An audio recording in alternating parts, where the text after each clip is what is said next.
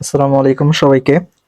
HSC physics second paper আমাদের তাপগতিবিদ্যা চলছিল থার্মোডাইনামিক্সের। আমরা অলরেডি একটা লেকচারের উপর ক্লাস হয়ে গেছে। এইচএসসি 25 এর ফাইনাল রিভিশন কোর্সের আমাদের ক্লাস চলতেছে। আজকে গতদিন আমরা তাপমাত্রা পর্যন্ত শেষ করলাম। আজকে আমরা শুরু করব তাপগতিবিদ্যার প্রথম সূত্র দিয়ে। তাপগতিবিদ্যার প্রথম সূত্র, এটা আজকে আমাদের ক্লাসের প্রথম আলোচ্য বিষয়। তাপগতিবিদ্যার প্রথম সূত্রে দুইজন বিজ্ঞানীর দুই ধরনের মতবাদ আছে। আমরা প্রথমে শিখবো জুলের সূত্র, তারপরে যাব আমরা ক্লজিয়াসের সূত্র। ওকে, সো এক নম্বরটা শিখবো আমরা জুলের সূত্র। জুলের সূত্র, জুল বলছিল যে তাপ শক্তিকে যান্ত্রিক শক্তিতে অথবা যান্ত্রিক শক্তিকে তাপ শক্তিতে রূপান্তর করা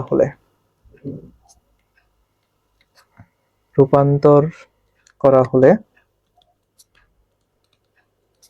তাপ ও যান্ত্রিক শক্তি পরস্পর সমানুপাতিক।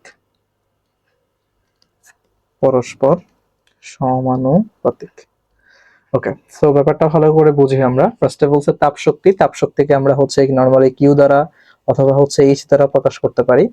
এবং যান্ত্রিক শক্তি যেটা আসলে আমরা কৃতকাজ বুঝি। যান্ত্রিক শক্তি ব্যাপারটা মানে কৃতকাজ। যান্ত্রিক শক্তি মানে কৃতকাজ, এটা তোমরা মনে রাখো।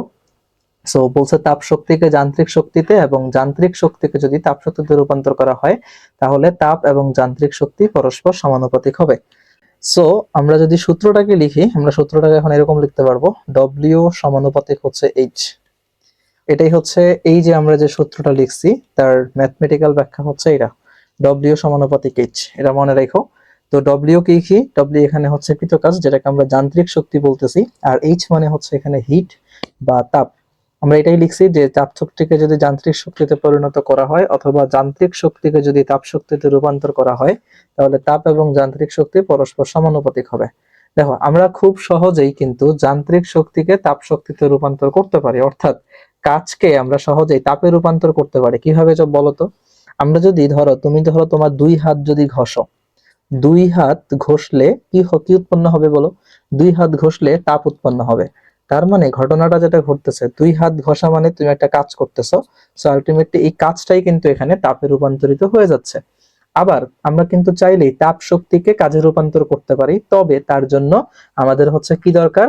আমাদের তাপ ইঞ্জিন দরকার। এই তাপ ইঞ্জিন ছাড়া আমরা কখনোই আসলে তাপ শক্তিকে যান্ত্রিক শক্তিতে পরিণত করতে পারবো না। ওকে, সো এরপরে আমরা এখন চলে যাব এই যে সূত্রটা লিখলাম, সূত্রটার ব্যাখ্যায়। সো ডব্লিউ যদি আমরা সমানুপাতিক চিহ্নটা এখানে উঠিয়ে দিই তাহলে আমাদের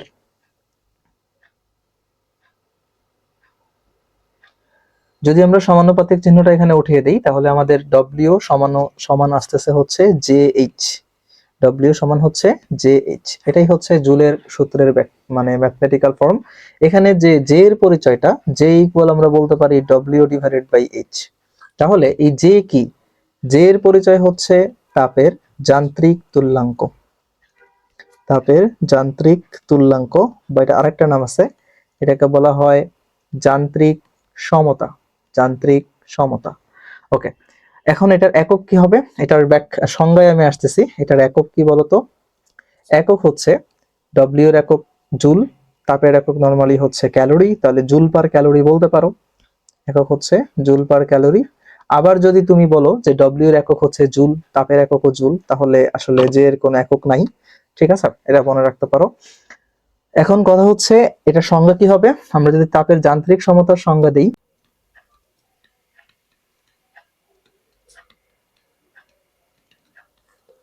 দেখো ফিজিক্সের সংজ্ঞা দেওয়ার নিয়ম খুবই সহজ, যে নিচে যা থাকবে তাকে আমরা একক ধরে নিব।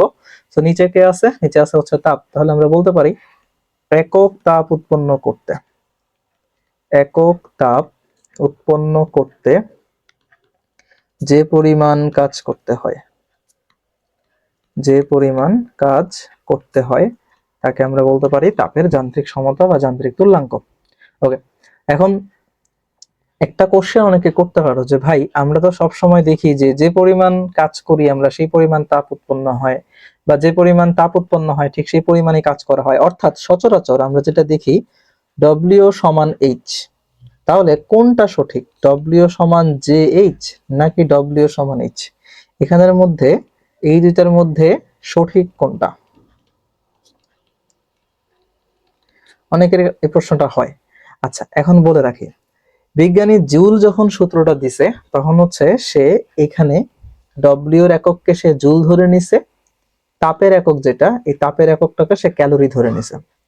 আমরা যখন এটা লিখি যে ডব্লিউ সমান এইচ, তখন এখানে এটার এককও জুল, আর এখানে হচ্ছে তোমার এইচ এর এককও হচ্ছে জুল। তো এখানে দুইটা জিনিসের এককই হচ্ছে জুল, তাই আমরা ডব্লিউ সমান এইচ লিখতে পারি। কিন্তু যখন আমরা হচ্ছে ডব্লিউ সমান জে এইচ লিখবো তখন মনে রাখবা ডব্লিউ এর একক হচ্ছে জুলের লেখা হয় নরমালি, আর এইচ এর এককটা হচ্ছে ক্যালোরিতে লেখা হয়। আই হোপ তোমরা বুঝতে পারছো। আর ক্যালোরি আর জুলের মধ্যে তোমরা তো সম্পর্ক জানোই, আমি এটা লিখে দিচ্ছি, ক্যালোরি ও জুলের সম্পর্ক।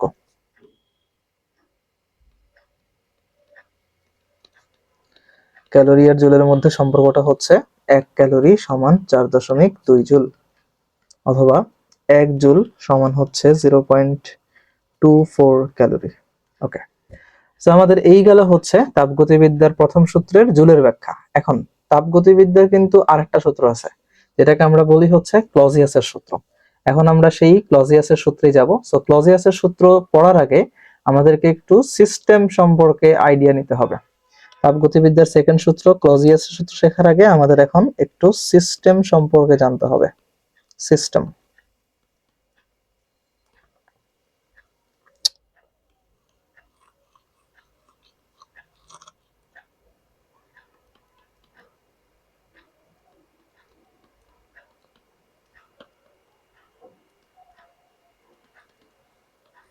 দেখো সিস্টেম ব্যাপারটা মানে কি, সিস্টেম আসলে কাকে বলে? সিস্টেম হচ্ছে পরীক্ষা নিরীক্ষার সময়, পরীক্ষা নিরীক্ষার সময় জড় জগতের যে নির্দিষ্ট অংশ বিবেচনা করা হয়, পরীক্ষা নিরীক্ষার সময় জড়জগতের যে নির্দিষ্ট অংশ বিবেচনা করা হয় তাকে সিস্টেম বলে। অর্থাৎ ধরো তুমি একটা রুমে বসে পরীক্ষা করতেছো, যে কোনো পরীক্ষা হইতে পারে, সেটা ফিজিক্স, কেমিস্ট্রি হোক, বায়োলজি হোক, যে কোনো পরীক্ষা হইতে পারে। সো ওই রুমটা তোমার জন্য একটা সিস্টেম হবে। সিস্টেমের বাইরে বাকি যা থাকবে, সিস্টেমের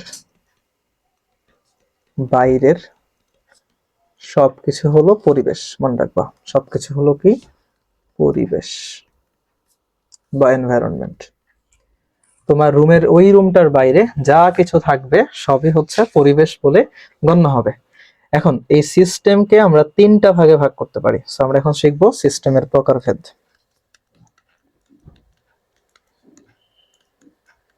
সিস্টেমের প্রকারভেদ। সিস্টেম টোটাল 3 প্রকার। এক নম্বরে হচ্ছে উন্মুক্ত সিস্টেম,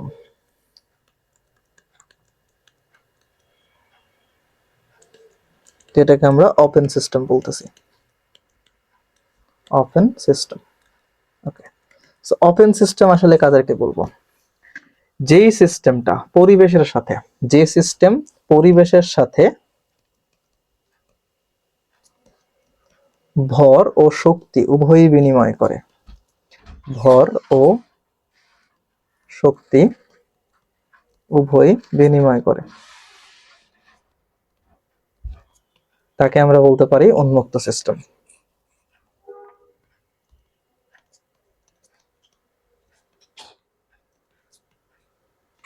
সো ইম্পর্টেন্ট লাইন হচ্ছে কোনটা? যে সিস্টেমটা পরিবেশের সাথে ভর আর শক্তি দুইটাই বিনিময় করতেছে তাকে আমরা বলতে পারি হচ্ছে উন্মুক্ত সিস্টেম। এখানে ইম্পর্টেন্ট জিনিস হচ্ছে এই যে ভরও বিনিময় করতেছে, শক্তিরও বিনিময় করতেছে, এটাই হচ্ছে এখানে মেইনলি ইম্পর্টেন্ট জিনিস। সো ভর আর শক্তি এই দুইটাই জিনিস যদি বিনিময় করে তাকে আমরা বলবো হচ্ছে উন্মুক্ত সিস্টেম। ওকে, এবার আমরা 2 নম্বরে যাব। 2 নম্বরটা হচ্ছে বদ্ধ সিস্টেম। ওকে, সো আমাদের 2 নম্বর হচ্ছে আচ্ছা, উন্মুক্ত সিস্টেমের একটা এক্সাম্পল দিই। উন্মুক্ত সিস্টেম ধরো হচ্ছে তুমি একটা রুমে পরীক্ষা নিরীক্ষা করতেছো, যেই রুমে ধরো হচ্ছে সব দরজা জানালা সব খোলা, সবকিছু ওপেন আছে, তাহলে কি হবে, পরিবেশের সাথে ওই রুমটা একটা ভরেরও আদান প্রদান করতে পারবে, শক্তির আদান প্রদান করতে পারবে। সো এটা হচ্ছে উন্মুক্ত সিস্টেম। এবার আসি আমরা বদ্ধ সিস্টেম, বা যেটাকে আমরা বলতে পারি আসলে ক্লোজড সিস্টেম। ক্লোজড সিস্টেম, ওকে। সো বদ্ধ সিস্টেম কি, যে সিস্টেমটা পরিবেশের সাথে শুধু শক্তির বিনিময় করে কিন্তু ভর বিনিময় করে না। ভর বিনিময় করে না, শুধু শক্তি বিনিময় করে। শুধু শক্তি বিনিময় করে, সেই সিস্টেমটাকে আমরা বলতে পারি হচ্ছে বদ্ধ সিস্টেম। যে সিস্টেমটা পরিবেশের সাথে শুধু ভরের বিনিময় করে না কিন্তু শুধু শক্তির বিনিময় করে, তাকে আমরা বলতে পারি বদ্ধ সিস্টেম। ওকে, এবার আসি আমরা বিচ্ছিন্ন সিস্টেম, লাস্ট 3 নাম্বার। এটাকে বলতেছে বিচ্ছিন্ন সিস্টেম বা আইসোলেটেড সিস্টেম। আইসোলেটেড সিস্টেম কাকে বলবো, যে সিস্টেমটা পরিবেশের সাথে ভর ও শক্তি কিছুই বিনিময় করে না। ভর ও শক্তি কিছুই বিনিময় করে না। পরিবেশের সাথে ভর ও শক্তি কিছুই বিনিময় করে না, তাকে আমরা বলতে পারি হচ্ছে বিচ্ছিন্ন সিস্টেম। সিস্টেম হচ্ছে এই 3 প্রকার। এখন এই সিস্টেমগুলো কেন আলোচনা করা হয়েছে, এগুলোর সাহায্যে আমরা হচ্ছে ক্লজিয়াসের সূত্র ব্যাখ্যা করতে পারবো। এখন হচ্ছে আমরা তাপগতিবিদ্যার প্রথম সূত্র, আমরা এখন ক্লজিয়াসের বিবৃতিতে যাব। ক্লজিয়াসের বিবৃতি। সো ক্লজিয়াস কি বলছিল, ক্লজিয়াস বলছে কোন সিস্টেমে যে পরিমাণ তাপ শক্তি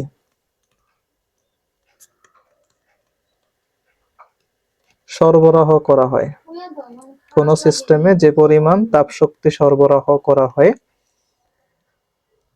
তার একটি অংশ ব্যয় হয়, তার একটি অংশ ব্যয় হয় সিস্টেমের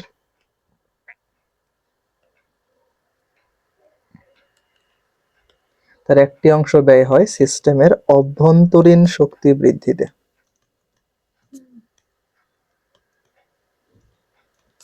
অভ্যন্তরীণ শক্তি বৃদ্ধিতে এবং অপর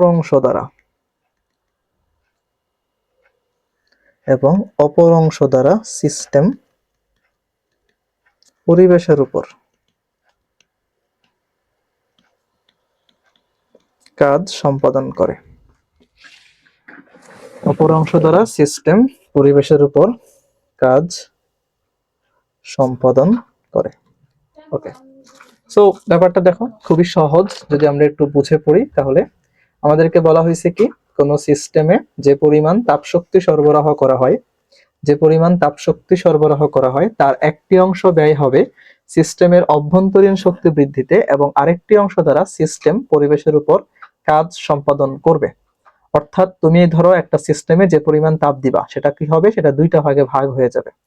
সেটা দুইটা ভাগে ভাগ হয়ে একটা অংশ কি করবে, সিস্টেমের অভ্যন্তরীণ শক্তি বাড়াবে। দেখো একটা অংশ কি করবে, একটা অংশ হচ্ছে সিস্টেমের অভ্যন্তরীণ শক্তি বৃদ্ধিতে ব্যয় হবে এবং অপর অংশ কি করবে, সিস্টেম পরিবেশের উপর কাজ করবে অপর অংশ দ্বারা।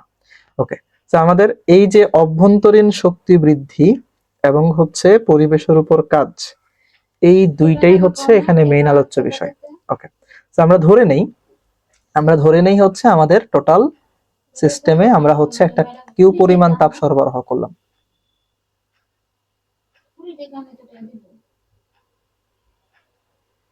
ধরো আমরা একটা সিস্টেমে ডি কিউ পরিমাণ তাপ দিলাম। ডি কিউ পরিমাণ তাপ দেওয়ার পর ধরো সিস্টেমের অভ্যন্তরীণ শক্তি বৃদ্ধি পেল ডিউ পরিমাণ এবং সিস্টেম পরিবেশের উপর কাজ করলো ডিডব্লিউ পরিমাণ।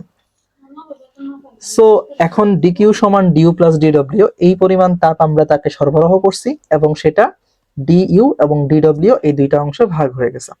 এখন পরিচয়গুলো একটু ইম্পর্টেন্ট এবং একটু কনফিউজিং, আমি কনফিউশনটা তোমাদের ক্লিয়ার করতেছি। ডিকিউ দিয়ে বুঝাইতেছে সিস্টেমের তাপ শক্তির পরিবর্তন, ডিইউ দিয়ে বুঝাইতেছে অভ্যন্তরীণ শক্তির পরিবর্তন। অভ্যন্তরীণ শক্তির পরিবর্তন, আর ডিডব্লিউ দিয়ে বুঝাইতেছে কৃত কাজের পরিবর্তন। কৃত কাজের পরিবর্তন বা হচ্ছে অনেক সময় আমরা এটাকে কৃত কাজও বলতে পারি। এইবার ব্যাপারটা খেয়াল করো, আমরা কিন্তু যখন সূত্রটা পড়ছি, একটু আগে যখন সূত্রটা আলোচনা করছি, আমরা কি বলছি? আমরা বলছি হচ্ছে যে সিস্টেমে যে পরিমাণ তাপ শক্তি সরবরাহ করা হয়, কিন্তু এখানে আমরা যখন সূত্রে পরিচয় লিখলাম, আমরা লিখলাম ডিকিউ মানে কিন্তু তাপ শক্তির পরিবর্তন। এটা নিয়ে অনেকের কনফিউশন থাকে, আমি কনফিউশনটা ক্লিয়ার করতেছি। ধরো এটা একটা সিস্টেম, এখানে এটার মধ্যে ধরো কিছু আদর্শ গ্যাস আছে, এটা একটা সিস্টেম। এখন এই সিস্টেমে শুরুতে কেউ কোনো তাপ দেয় নাই, তাহলে শুরুতে ধরো তাপের পরিমাণ হচ্ছে 0 জুল। তুমি কি করলা? 100 জুল পরিমাণ তাপ সিস্টেমকে দিলা। তাহলে এখানে তাপ শক্তির চেঞ্জটা কত হইলো? 100 মাইনাস 0, যেটাকে আমরা আসলে ডিকিউ বলতে পারি। এখন আমি যদি বলি ডিকিউ এর মান 100, আবার যদি বলি ডিকিউ এর মান 100 মাইনাস 0, দুটার তো একই অ্যান্সার, তাই না? 100 আর 100 মাইনাস 0 সেম অ্যান্সার আসবে। সো এই জন্য হচ্ছে আমরা বলতে পারতেছি ডিকিউ তাপ শক্তির পরিবর্তনও বোঝায়, আবার শুধু তাপ শক্তিও বোঝায়। ডিইউ এর ব্যাপারটা আসি, ডিইউ কিন্তু অভ্যন্তরীণ শক্তির চেঞ্জই বোঝায়। আসলে আমরা সূত্র যখন লিখছি বলতেছি অভ্যন্তরীণ শক্তি বৃদ্ধিতে, এই যে এই লাইনটা আমরা লিখছি অভ্যন্তরীণ শক্তি বৃদ্ধিতে ব্যয় হয়। সো অভ্যন্তরীণ শক্তি যে সবসময় বৃদ্ধি পাবে ব্যাপারটা এমন না, অভ্যন্তরীণ শক্তি হ্রাসও পাইতে পারে যদি সিস্টেমের তাপ শক্তি বের হয়ে যায় সেই ক্ষেত্রে। আচ্ছা, অভ্যন্তরীণ শক্তির ব্যাপারটা আমরা চলো একটু ক্লিয়ার করি, এই জিনিসটা একটু আমাদের বুঝতে হবে। সো অভ্যন্তরীণ শক্তির ব্যাপারটা কি? অভ্যন্তরীণ শক্তি আসলে কাকে বলে? অভ্যন্তরীণ শক্তি কোনটা? অভ্যন্তরীণ শক্তি, ঠিক আছে? অভ্যন্তরীণ শক্তি বলতে একটা সিস্টেমের অণুপরমাণু সমূহের মধ্যে, মানে গ্যাসের ক্ষেত্রে আমি বলতেছি, অণুপরমাণু সমূহের মধ্যে যে আন্তঃআণবিক আকর্ষণ বল বা যেটাকে আমরা শক্তি বলতে পারি, ওইটাকেই বলতেছে অভ্যন্তরীণ শক্তি। দেখো আমরা যখন এই চ্যাপ্টারটা পড়তেছি, আমাদের মেইন উদ্দেশ্য হচ্ছে বা মেইন টপিক হচ্ছে আদর্শ গ্যাসকে নিয়ে, আইডিয়াল গ্যাসকে নিয়ে। এখন আদর্শ গ্যাসের ক্ষেত্রে অভ্যন্তরীণ শক্তি বলতে আসলে কোন জিনিসটাকে বোঝায়? তোমরা নিশ্চয়ই একটা টপিক পড়ে আসছো, চ্যাপ্টার 10 যখন ফার্স্ট পেপারে পড়ছো আদর্শ গ্যাস চ্যাপ্টারে, ওই চ্যাপ্টারে একটা কথা ছিল, একটা স্বীকার্য ছিল আদর্শ গ্যাসের। কি স্বীকার্য ছিল? যে আদর্শ গ্যাসের অণুসমূহের মধ্যে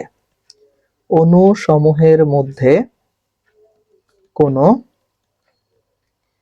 আকর্ষণ বা বিকর্ষণ নাই। আকর্ষণ বা বিকর্ষণ নাই, অর্থাৎ এদের মধ্যে আকর্ষণ বিকর্ষণ যদি না থাকে তাহলে তো নিশ্চয়ই এদের উপর কোনো কাজ করা হয় না, তাই না? আর কাজ যদি করা না হয়, যদি এখানে কোনো কাজ করা না হয়, তাহলে নিশ্চয়ই আদর্শ গ্যাসের ক্ষেত্রে বিভব শক্তি কিন্তু 0। অন্য গ্যাস হইলে কিন্তু বিভব শক্তি থাকবে, কিন্তু আদর্শ গ্যাস যখন চিন্তা করব তার জন্য কিন্তু বিভব শক্তি 0। অনলি কোন শক্তি থাকবে? অনলি তার গতি শক্তিটা থাকবে। এন্ড গতি শক্তির সূত্র কিন্তু আমরা সেখানে শিখে আসছি, E সমান 3/2 nRT বা E সমান 3/2 PV। ক্লিয়ার? আশা করি ক্লিয়ার যে তোমাদের অভ্যন্তরীণ শক্তি বলতে আসলে কি বোঝায়। আদর্শ গ্যাস হইলে শুধু তার গতি শক্তিটাই থাকবে, যেটাকে আমরা অভ্যন্তরীণ শক্তি বলতেছি। আর যদি হচ্ছে সেটা বাস্তব গ্যাস হয় তাহলে অবশ্যই সেখানে গতি শক্তিও থাকবে, বিভব শক্তিও থাকবে। ডান। সো এবার আসি ডিডব্লিউ এর ব্যাপারটা। ডিডব্লিউ বলতে আসলে কি বোঝায়? ডিডব্লিউ এর পরিচয় আমরা কি পড়ছি? ডিডব্লিউ এর পরিচয় আমরা পড়ছি হচ্ছে ডিডব্লিউ সমান কৃতকাজের পরিবর্তন বা কৃতকাজ। এখানেও সেম জিনিস, ধরো তুমি যদি হচ্ছে একটা সিস্টেমে শুরুতেই কোনো কাজ না করো তাহলে সেখানে কি কাজের পরিমাণ 0। দেন তুমি ধরো যে 20 জুল পরিমাণ কাজ করলা, তাহলে সেখানে কাজের পরিবর্তন কত? 20 মাইনাস 0। আমি যদি বলি ডিডব্লিউ এর মান শুধু 20, এটাও সঠিক। 20 মাইনাস 0 এটাও সঠিক, মানে অ্যান্সার সেম আসে। অ্যান্সার যদি সেম আসে তাহলে তো ডিডব্লিউ আমরা সেম বলতে পারি, কাজের পরিবর্তনও বলতে পারি, কৃতকাজও বলতে পারি। কোন ক্ষেত্রে বা কখন, কিসের সাপেক্ষে? যখন প্রথমে কোনো কাজ করা হবে না সেই সাপেক্ষে। এখন এই যে ডিকিউ ডিইউ ডিডব্লিউ গুলো যে লিখলাম, এগুলো কি সব সময় আমাদের পজিটিভ হবে? আমরা যে পজিটিভ ভাবে লিখলাম, আনসার হচ্ছে না, এগুলো নেগেটিভ হইতে পারে, পজিটিভ হইতে পারে। তো আমরা এখন এই জিনিসটাই দেখবো যে কখন পজিটিভ হবে কখন নেগেটিভ হবে। ওকে, সো আমরা প্রথমে এই জিনিসটা দেখে ফেলি, এটা আমাদের জন্য খুব ইম্পর্টেন্ট অঙ্ক করার সময়। এখানে আমরা লিখি হচ্ছে রাশি, এখানে আমরা লিখি হচ্ছে পজিটিভ কখন হবে, এখানে আমরা লিখি হচ্ছে নেগেটিভ কখন হবে। ওকে, এখন 1 নম্বরে হচ্ছে আমাদের কি ডিইউ, ডিইউ এটা পজিটিভ কখন হবে, সরি ডিইউ না দিয়ে আমরা ডিকিউটা আলোচনা করি। ডিকিউ পজিটিভ হবে যদি সিস্টেমে তাপ শক্তি সরবরাহ করা হলে, সিস্টেমে তাপ শক্তি সরবরাহ করা হলে। তখন যখন এরকম কোনো কথাবার্তা থাকবে, দেখো তোমাকে কিন্তু প্রশ্নে কখনোই বলে দিবে না যে এখানে ডিকিউ পজিটিভ, তোমাকে এই কথাটা দেখে বুঝতে হবে যে সিস্টেমে তাপ শক্তি সরবরাহ করা হলে ডিকিউ পজিটিভ। আর নেগেটিভ কখন হবে, যখন এরকম কথা থাকবে যে সিস্টেম তাপ বর্জন করলে, সিস্টেম তাপ বর্জন করলে বা সিস্টেম থেকে তাপ বের হয়ে গেলে আমাদের ডিকিউ হবে নেগেটিভ। এবার আসে ডিইউ, এই ব্যাপারটা খুবই সহজ। যদি অভ্যন্তরীণ শক্তি বৃদ্ধি পায়, অভ্যন্তরীণ শক্তি বৃদ্ধি পেলে ডিইউ হবে পজিটিভ। আর শর্ট করে লিখে দিচ্ছি আমি, অভ্যন্তরীণ শক্তি হ্রাস পেলে ডিইউ হবে নেগেটিভ। সো লাস্টলি হচ্ছে ডিডব্লিউ। ডিডব্লিউ ব্যাপারটা বুঝো, সিস্টেম নিজে কাজ করলে, সিস্টেম নিজে কাজ করলে ডিডব্লিউটা হচ্ছে কি হবে, নেগেটিভ হবে। আর যদি আমাদের সিস্টেমের উপর কাজ করা হয়, সিস্টেমের উপর কাজ করা হলে ডিডব্লিউ হবে নেগেটিভ। এই ব্যাপারটা একটু বোঝার আছে। লাস্ট পয়েন্টটা, সিস্টেম নিজে কাজ করে কেমনে, আমি একটা সহজ এক্সাম্পল দিয়ে বুঝাই। ধরো একটা স্প্রিং, তোমরা ফার্স্ট পেপার যারা কাজ শক্তি ক্ষমতা চ্যাপ্টারটা পড়ছো তারা নিশ্চয়ই সেখানে স্প্রিং বল দ্বারা কৃত কাজ এবং স্প্রিং বলের বিরুদ্ধে কৃত কাজ এই দুটা টপিক পড়ছো। এখন ধরো একটা স্প্রিং কে তুমি হচ্ছে এই বরাবর বল প্রয়োগ করে তার একটা সরণ ঘটাইলা, তাহলে তার মানে স্প্রিংটা যদি এখানে একটা সিস্টেম হয়, তুমি সিস্টেমের উপর কাজ করলা। এখন দেখো স্প্রিংটাকে তুমি যদি ছেড়ে দাও, সে কিন্তু সঙ্গে সঙ্গেই তার আগের অবস্থায় ব্যাক করবে। ধরো তুমি হচ্ছে এফ বল প্রয়োগ করে স্প্রিংটার অবস্থা ধরো এরকম করলা, ধরো স্প্রিংটার অবস্থা এরকম করলা, এটা হচ্ছে স্বাভাবিক অবস্থায় ছিল। এখন ধরো তুমি তাকে এই অবস্থায় নিয়ে আসলা, এক্স পরিমাণ ধরনের তাকে সরণ দিলা এফ বল প্রয়োগ করে। এখন ছেড়ে দেওয়ার সঙ্গে সঙ্গে কি হবে, ছেড়ে দেওয়ার সঙ্গে সঙ্গে সে একটা প্রত্যয়নী বল প্রয়োগ করে আগের অবস্থায় ব্যাক করবে। সো স্প্রিংটার উপর যখন তুমি কাজ করতেছো, তার মানে তখন তুমি সিস্টেমের উপর কাজ করতেছো, যেটা হচ্ছে নেগেটিভ কাজ। আর স্প্রিংটা ছেড়ে দেওয়ার সঙ্গে সঙ্গে স্প্রিংটা নিজে নিজে তার আগের অবস্থানে ব্যাক করতে পারতেছে, তার মানে এটাকে আমরা বলতে পারি এটা হচ্ছে পজিটিভ কাজ। ওকে, তো আমি আশা করি বুঝাতে পারছি যে আমাদের ডিকিউ, ডিইউ, ডিডব্লিউ এই জিনিসগুলো কখন পজিটিভ হবে আর কখন হচ্ছে নেগেটিভ হবে। তো চলো আমরা এই টাইপের একটা অঙ্ক করে ফেলি। ধরো আমাদের, আচ্ছা একটা কথা বলে দেই, তাহলে আমরা কি সূত্র শিখলাম, ডিকিউ সমান ডিইউ প্লাস ডিডব্লিউ। কোশ্চেনে অনেক সময় অনেক বইয়ে লেখা দেখবা যে এরকমও থাকতে পারে, ডেল্টা কিউ সমান delta U plus delta W. আসলে ডেল্টা আর ডি একই জিনিস, দুইটা দিয়েই পরিবর্তন বোঝায়, ডেল্টার ছোট ভাই হচ্ছে ডি। আচ্ছা, তো এখন আমরা চলো ম্যাথ করি। ধরো তোমাকে বললো একটি সিস্টেমে 300 জুল তাপ শক্তি সরবরাহ করায় সিস্টেমের অভ্যন্তরীণ শক্তি 100 জুল বৃদ্ধি পেল। তোমাকে বলল যে কৃত কাজের মান নির্ণয় করে এর ধরন বিশ্লেষণ করো।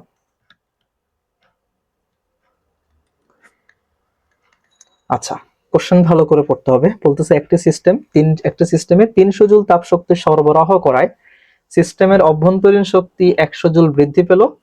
কৃতকাজের মান নির্ণয় করতে বলছে এবং কৃতকাজের ধরন বিশ্লেষণ করতে বলছে। ধরন বিশ্লেষণ ব্যাপারটা মানে হইতেছে গিয়ে একটু আগে যেটা আমরা ব্যাখ্যা করলাম যে এখানে কি সিস্টেম নিজে কাজ করছে নাকি সিস্টেমের উপর কাজ করা হয়েছে। এখানে বলা আছে যেটা 300 জুল তাপ শক্তি সিস্টেমে সরবরাহ করছে, এই যে সরবরাহ ব্যাপারটা, সরবরাহ করলে কি হয়, ডি কিউ এর মান পজিটিভ হয়। তার মানে এখানে আমরা বলতে পারি ডি কিউ হচ্ছে +300। তারপরে যেটা বলতেছে যে ডিইউ এর মান বলতেছে হচ্ছে 100 জুল বৃদ্ধি পাইছে, তার মানে বৃদ্ধি যেহেতু এটাও প্লাস। আমাদেরকে বের করতে বলতেছে ডিডব্লিউ। তো চলো আমরা বের করে ফেলি এটা। আমরা সূত্র কি জানি? সূত্র জানি ডিকিউ সমান হচ্ছে ডিইউ প্লাস ডিডব্লিউ। তার মানে ডিডব্লিউ সমান চলে আসতেছে DQ minus DU. So 300 minus 100, 200 joule. এখন শুধু এটাই কিন্তু অ্যান্সার না, আমাদেরকে বলতেছে এটা ধরন, মানে এটাকে সিস্টেমের উপর কাজ নাকি সিস্টেম দ্বারা কাজ। সো 200 জুল যেহেতু, তার মানে সিস্টেম নিজে কাজ করছে।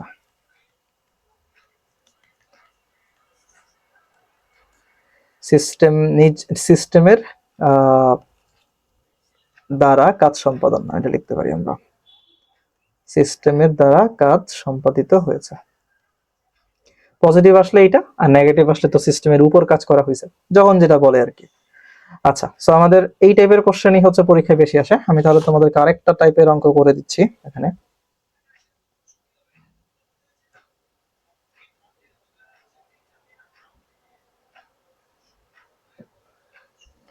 ধরো তোমাকে এবার বলে দিল একটি সিস্টেমের উপর 500 জুল কাজ করায়, 500 জুল কাজ করায় সিস্টেমের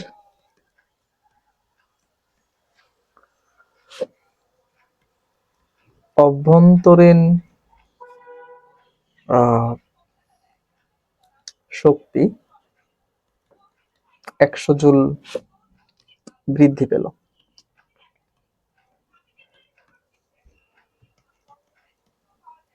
সিস্টেমের তাপ শক্তির পরিবর্তন নির্ণয় করো।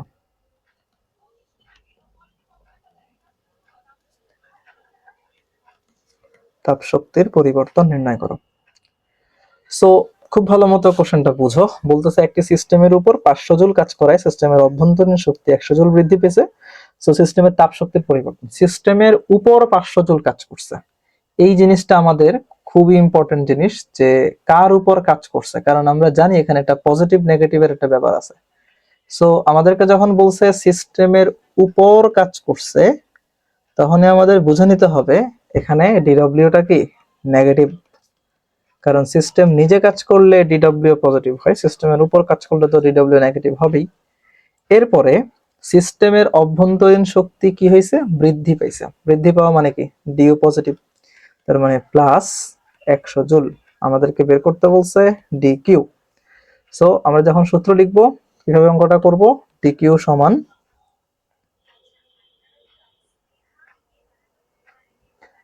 সমান DU plus DW. So DU হচ্ছে কত, 100, এটা হচ্ছে 500, তার মানে হচ্ছে -400 জুল। তার মানে সিস্টেম থেকে আসলে এত জুল তাপ শক্তি বের হয়ে গেছে, সিস্টেম এত জুল তাপ শক্তি বর্জন করছে, কারণ ডিকিউ এর মানটা এখানে নেগেটিভ আসছে। নেগেটিভ মানে হচ্ছে বর্জন করা। সো এটা হচ্ছে ক্লজিয়াসের সূত্রের একদম সহজ কিছু ম্যাথ, এগুলো আসলে তেমন মনে হয় না সৃজনশীলে আসবে, এগুলো হচ্ছে মেইনলি তোমার এমসিকিউর জন্য। এখন আমরা যেটা শিখবো, আমরা হচ্ছে এখন তাপগতীয় প্রক্রিয়া সম্পর্কে ভালোভাবে জানবো। এখন আমাদের আলোচ্য বিষয় হচ্ছে তাপগতীয় প্রক্রিয়া, তাপগতীয় চলরাশিটা আগে আমরা একটু জেনে নিই। তাপগতীয় চলরাশি, তাপগতীয় চলরাশি বা বলতে আসলে কি বোঝায়? তাপগতীয় চলরাশি মানে হচ্ছে যেই জিনিসগুলা দিয়ে তুমি একটা সিস্টেমের, একটা গ্যাসীয় সিস্টেমের অবস্থান, বা এটাকে আমরা গ্যাসের চলরাশিও বলতে পারি, অবস্থান তুমি সঠিকভাবে ব্যাখ্যা করতে পারবা। সেটা কি কি? এটা হইতে পারে প্রেসার, ভলিউম, টেম্পারেচার, মোল সংখ্যা, ঠিক আছে? এগুলোকে আমরা বলতে পারি তাপগতীয় চলরাশি বা একটা গ্যাসের চলরাশি। সোজা কথা, একটা গ্যাসীয় সিস্টেমের অবস্থান সম্পূর্ণরূপে ব্যাখ্যা করার জন্য আমাকে যতগুলা চলকের দরকার হয় বা যতগুলা অবস্থা ব্যাখ্যা করার দরকার হয়, সেইগুলাকে বলতেছে তাপগতীয় চলরাশি। ওকে, এবার আমরা শিখবো তাপগতীয় প্রক্রিয়া। তাপগতীয় প্রক্রিয়া, ওকে, তাপগতীয় প্রক্রিয়া হচ্ছে কিছু প্রক্রিয়া আছে যেগুলোর মাধ্যমে একটা তাপীয় সিস্টেমের অবস্থা সম্পূর্ণরূপে ব্যাখ্যা করা যাবে। 4টা প্রক্রিয়া আছে। তো তাপগতীয় প্রক্রিয়া হলো চারটা। প্রথমে আমরা 1 নম্বরে হচ্ছে সমচাপ প্রক্রিয়া।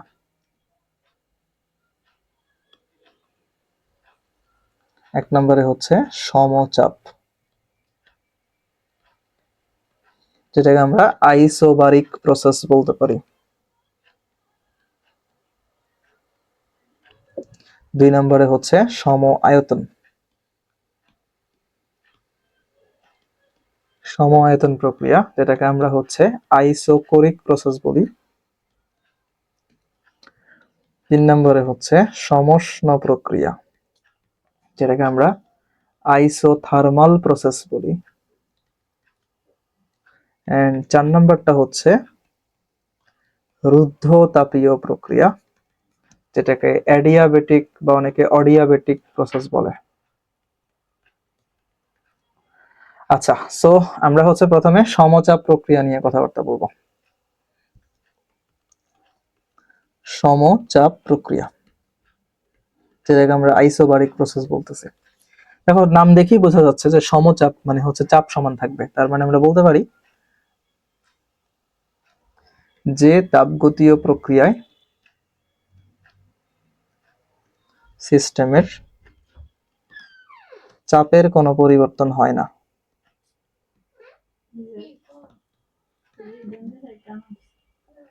সিস্টেমের চাপের কোনো পরিবর্তন হয় না, তাকে সমচাপ প্রক্রিয়া বলে। তাকে সমচাপ প্রক্রিয়া বলে। যে তাপগতীয় প্রক্রিয়ায় সিস্টেমের চাপের কোনো পরিবর্তন হয় না, তাকে সমচাপ প্রক্রিয়া বলে। তার মানে এই প্রক্রিয়ায় পি এটা হচ্ছে ধ্রুবক থাকবে। সো পি যদি ধ্রুবক থাকে তাহলে চাপের পরিবর্তন হবে 0, তাই না? চাপের পরিবর্তন কত হবে? চাপের পরিবর্তন হবে 0। আচ্ছা, সো এটা গ্রাফটা কেমন হবে? এটা গ্রাফগুলো কিন্তু ভাই খুবই ইম্পর্টেন্ট। যদি এটা হয় পি, এটা যদি হয় ভি, তাহলে গ্রাফটা হচ্ছে এটা কনস্ট্যান্ট থাকবে। আবার এটা যদি হয় পি, এটা ধরো এটা যদি ভি দিয়ে দেয়, এটা যদি পি দিয়ে দেয়, তাহলে এটা হচ্ছে কনস্ট্যান্ট। ঠিক আছে, এখন আরেক ধরনের গ্রাফ আছে। আরেক ধরনের গ্রাফ হচ্ছে এরকম। আমি যদি বলি হচ্ছে এইটা ভি ভার্সেস টি, তাহলে গ্রাফ হবে এইটা। এখন এটা কিসের গ্রাফ? এটা অনেকে জানে না। আমরা আদর্শ গ্যাস চ্যাপ্টারে চার্লসের সূত্র নামে একটা জিনিস পড়ছি। একটা সূত্র পড়ছি, তোমার যদি মনে থাকে। এই চার্লসের সূত্রে কি স্থির ছিল? চাপ স্থির ছিল। চার্লসের সূত্রে কি স্থির ছিল? চার্লসের সূত্রে চাপ স্থির ছিল। তো এই চাপ যদি স্থির থাকে, আমরা সূত্র পড়ছি যে আয়তন হচ্ছে গ্যাসের কেলভিন তাপমাত্রা সমানুপাতিক। মনে রাখতে হবে এটি কিন্তু কেলভিনে। এই সূত্রটা খেয়াল রাখতে হবে, কারণ চার্লসের সূত্র কিন্তু আরেকটা ছিল থিটার সাথে। থিটার কিন্তু গ্রাফটা এরকম না, ভি ভার্সেস থিটার গ্রাফটা কিন্তু ভিন্ন। ভি ভার্সেস টি বললে হচ্ছে গ্রাফটা এরকম হবে, থিটার বললে কিন্তু গ্রাফটা এরকম হবে না। সো অ্যাকর্ডিং টু চার্লস আমরা লিখতেই পারি যে ভি সমানুপাতিক হচ্ছে টি। আমরা এটা চার্লসের সূত্র শিখছি। যদি হচ্ছে চাপ কনস্ট্যান্ট থাকে তাহলে ভি সমানুপাতিক টি লেখা যায়। তাহলে আমরা এখান থেকে সমানুপাতিক চিহ্নটা উঠিয়ে যেটা ধ্রুবক আনতে পারি, ভি সমান কে টি, বা বলতে পারি ভি বাই টি সমান কে। সুতরাং V one divided by T one সমান হচ্ছে V two divided by T two. এটা হচ্ছে আমাদের সমচাপ প্রক্রিয়ার জন্য একটা সূত্র। ওকে, তো সমচাপ প্রক্রিয়ার জন্য আমরা এখন কৃতকাজ দেখব। এটা হচ্ছে মোস্ট ইম্পর্টেন্ট সমচাপ প্রক্রিয়ার মধ্যে। এখন আমরা যেটা দেখব সেটা হচ্ছে চাপ প্রক্রিয়ায় কৃতকাজ, যেটা মোস্ট ইম্পর্টেন্ট একটা টপিক এই চ্যাপ্টারের। সমচাপ প্রক্রিয়ায় কৃতকাজ। ওকে, সো সমচাপ প্রক্রিয়ার কৃতকাজ বোঝার জন্য আমাদের আগে একটা আমরা চিত্র দেখি, ডায়াগ্রাম দেখলে আমাদের জিনিসটা ক্লিয়ার হয়ে যাবে। ধরো এটা একটা সিলিন্ডার আঁকলাম, সিলিন্ডার একটা পিস্টন আঁকলাম আমরা ভিতরে। তো এই সিলিন্ডারের ভেতরে ধরো কিছু গ্যাস আছে। এই গ্যাসগুলোর নাম আমরা এগুলাকে বলতেছি কার্যনির্বাহী বস্তু। অর্থাৎ যাদেরকে দিয়ে আমরা কাজ করব, কাজ পাবো, যারা কাজ সম্পাদন করবে, তাদেরকে আমরা বলতেছি কার্যনির্বাহী বস্তু। আমরা ধরে নেই এই যে সিলিন্ডারের যে পিস্টন, এই পিস্টনের প্রস্থচ্ছেদের ক্ষেত্রফল হচ্ছে এ। আচ্ছা, সো সিলিন্ডারের ভেতরে গ্যাসের একটা চাপ আছে, গ্যাসের চাপটাকে ধরে নিলাম হচ্ছে পি। এখন এই সিলিন্ডারের ভেতর যদি একটা গ্যাসের চাপ থাকে, এই গ্যাসগুলা কি করবে? গ্যাসগুলা হচ্ছে পিস্টনটাকে বাইরের দিকে ধাক্কাতে চাইবে, একটা বলে তারা হচ্ছে ধাক্কাবে। আচ্ছা, ধরে নিলাম তাদের যেই বলে তারা হচ্ছে পিস্টনটাকে সামনের দিকে ধাক্কাবে, এই বলটার নাম হচ্ছে এফ। এখন এখানে অনেকের মনে একটা প্রশ্ন জাগতে পারে যে আমরা তো প্রক্রিয়াটার নাম কি দিলাম, প্রক্রিয়াটার নাম দিলাম সমচাপ, তো সমচাপ প্রক্রিয়ায় তো পি ধ্রুবক থাকার কথা। এখন গ্যাসটা যদি, এই গ্যাসগুলা যদি পিস্টনটাকে সামনের দিকে নেয়, তাহলে চাপ কি আসলে কনস্ট্যান্ট থাকতেছে? চাপ কি কমে যাচ্ছে বা বেড়ে যাচ্ছে না? এখন চিন্তা করো, সো চাপটা কিভাবে কনস্ট্যান্ট থাকতেছে? দেখো, ধরো তুমি এই যে পিস্টনটাকে তুমি তার অবস্থান থেকে সরতে দিবা না, তুমি হচ্ছে পিস্টনটাকে চেপে ধরে রাখছো। তো পিস্টনটাকে তুমি যদি চেপে ধরে রাখো, তাহলে ভিতরে গ্যাসগুলা এই পিস্টনের উপর ক্রমাগত চাপ প্রয়োগ করবে। ক্রমাগত চাপ প্রয়োগ করলে কি হবে? চাপের পরিমাণ আস্তে আস্তে বাড়তে থাকবে। আমরা তো চাই না চাপের পরিমাণ বাড়ুক, আমরা চাই কি চাপ কনস্ট্যান্ট থাকুক। ধরো বর্তমানে গ্যাসের ভেতরে চাপের মান হচ্ছে ধরো 10 প্যাসকেল। এখন তুমি হচ্ছে পিস্টনটাকে ধরে রাখছো, তার অবস্থান থেকে নড়তে দিচ্ছ না। তো 10 প্যাসকেল থেকে একটু পরে ধরো চাপের পরিমাণ 20 প্যাসকেল হবে, একটু পরে আরো বেশি পরিমাণ বাড়বে। কিন্তু আমি তো চাই না এই ঘটনাটা ঘটুক। তাহলে আমাকে কি করতে হবে? আমাকে অবশ্যই পিস্টনটাকে তার জায়গা থেকে নড়তে দিতে হবে। ধরো পিস্টনটা যদি একটু সামনে যায়, তাহলে ওই যে 20 প্যাসকেল চাপ সৃষ্টি হইতো সেটা কিন্তু আর সৃষ্টি হবে না, সেটা এখন আগের মতো মিনিমাইজ হয়ে যাবে বা রিডিউস হয়ে যাবে। ওকে, অর্থাৎ সোজা সোজা কথায় আয়তন বাড়ার সঙ্গে সঙ্গে এই যে পাত্রের ভেতরের আয়তনটুকু বাড়ার সঙ্গে সঙ্গে আমাদের চাপের পরিমাণ আস্তে আস্তে কমবে। চাপের পরিমাণ কমবে বলতে, ধরো শুরুতে 10 প্যাসকেল ছিল, এরপর চাপের পরিমাণ ধরো আস্তে আস্তে বাড়ার কথা 20 প্যাসকেল, যদি আমি পিস্টনটাকে আগের মতো করে রাখতাম। কিন্তু আমি যেহেতু এখন আয়তন বাড়িয়ে দিচ্ছি, তাহলে 20 আর হবে না, সেটা 10ই থাকবে। এবং সব সময় এই চাপের মানটা 10 প্যাসকেলই সে বজায় রাখবে। ওকে, ডান। তো এটা একটা কনফিউশন অনেকের থাকে, যেন ক্লিয়ার করে দিলাম। এখন আমরা আসি, এখন এই যে ধরো পিস্টনটাকে আমরা সে বল প্রয়োগ করে, ধরো পিস্টনটা আগের এই অবস্থানে ছিল, এখন ধরো পিস্টনটাকে এই অবস্থানে নিয়ে আসলো। তাহলে কতটুকু পরিমাণ সরণ ঘটলো? ধরো পিস্টনটার সরণ ঘটলো dx পরিমাণ বা x পরিমাণ, আমরা যেটাই বলি না কেন। এখন আমরা যদি এতে কৃতকাজ বের করতে চাই, অর্থাৎ গ্যাসটা কি পরিমাণ কাজ করছে, আমরা কৃতকাজের সূত্র কি জানি? বল ইনটু সরণ। দেখো গ্যাসটা যেদিকে বল প্রয়োগ করছে সেদিকেই সরণ ঘটছে, তাহলে বল আর সরণের মধ্যবর্তী কোণ হচ্ছে 0 ডিগ্রি, তাই আমরা জানি W = Fs cos θ। তাহলে dW = F dx cos 0 degree. এখন আমরা যদি হচ্ছে মান বসাই F dx, কারণ cos 0 ডিগ্রির মান 1। আচ্ছা, এখন অনেকেই হচ্ছে, এখন আমরা একটা ফর্মুলা অ্যাপ্লাই করব এখানে। আমরা একটা ফর্মুলা জানি চাপের সূত্র, সেটা হচ্ছে P = F / A।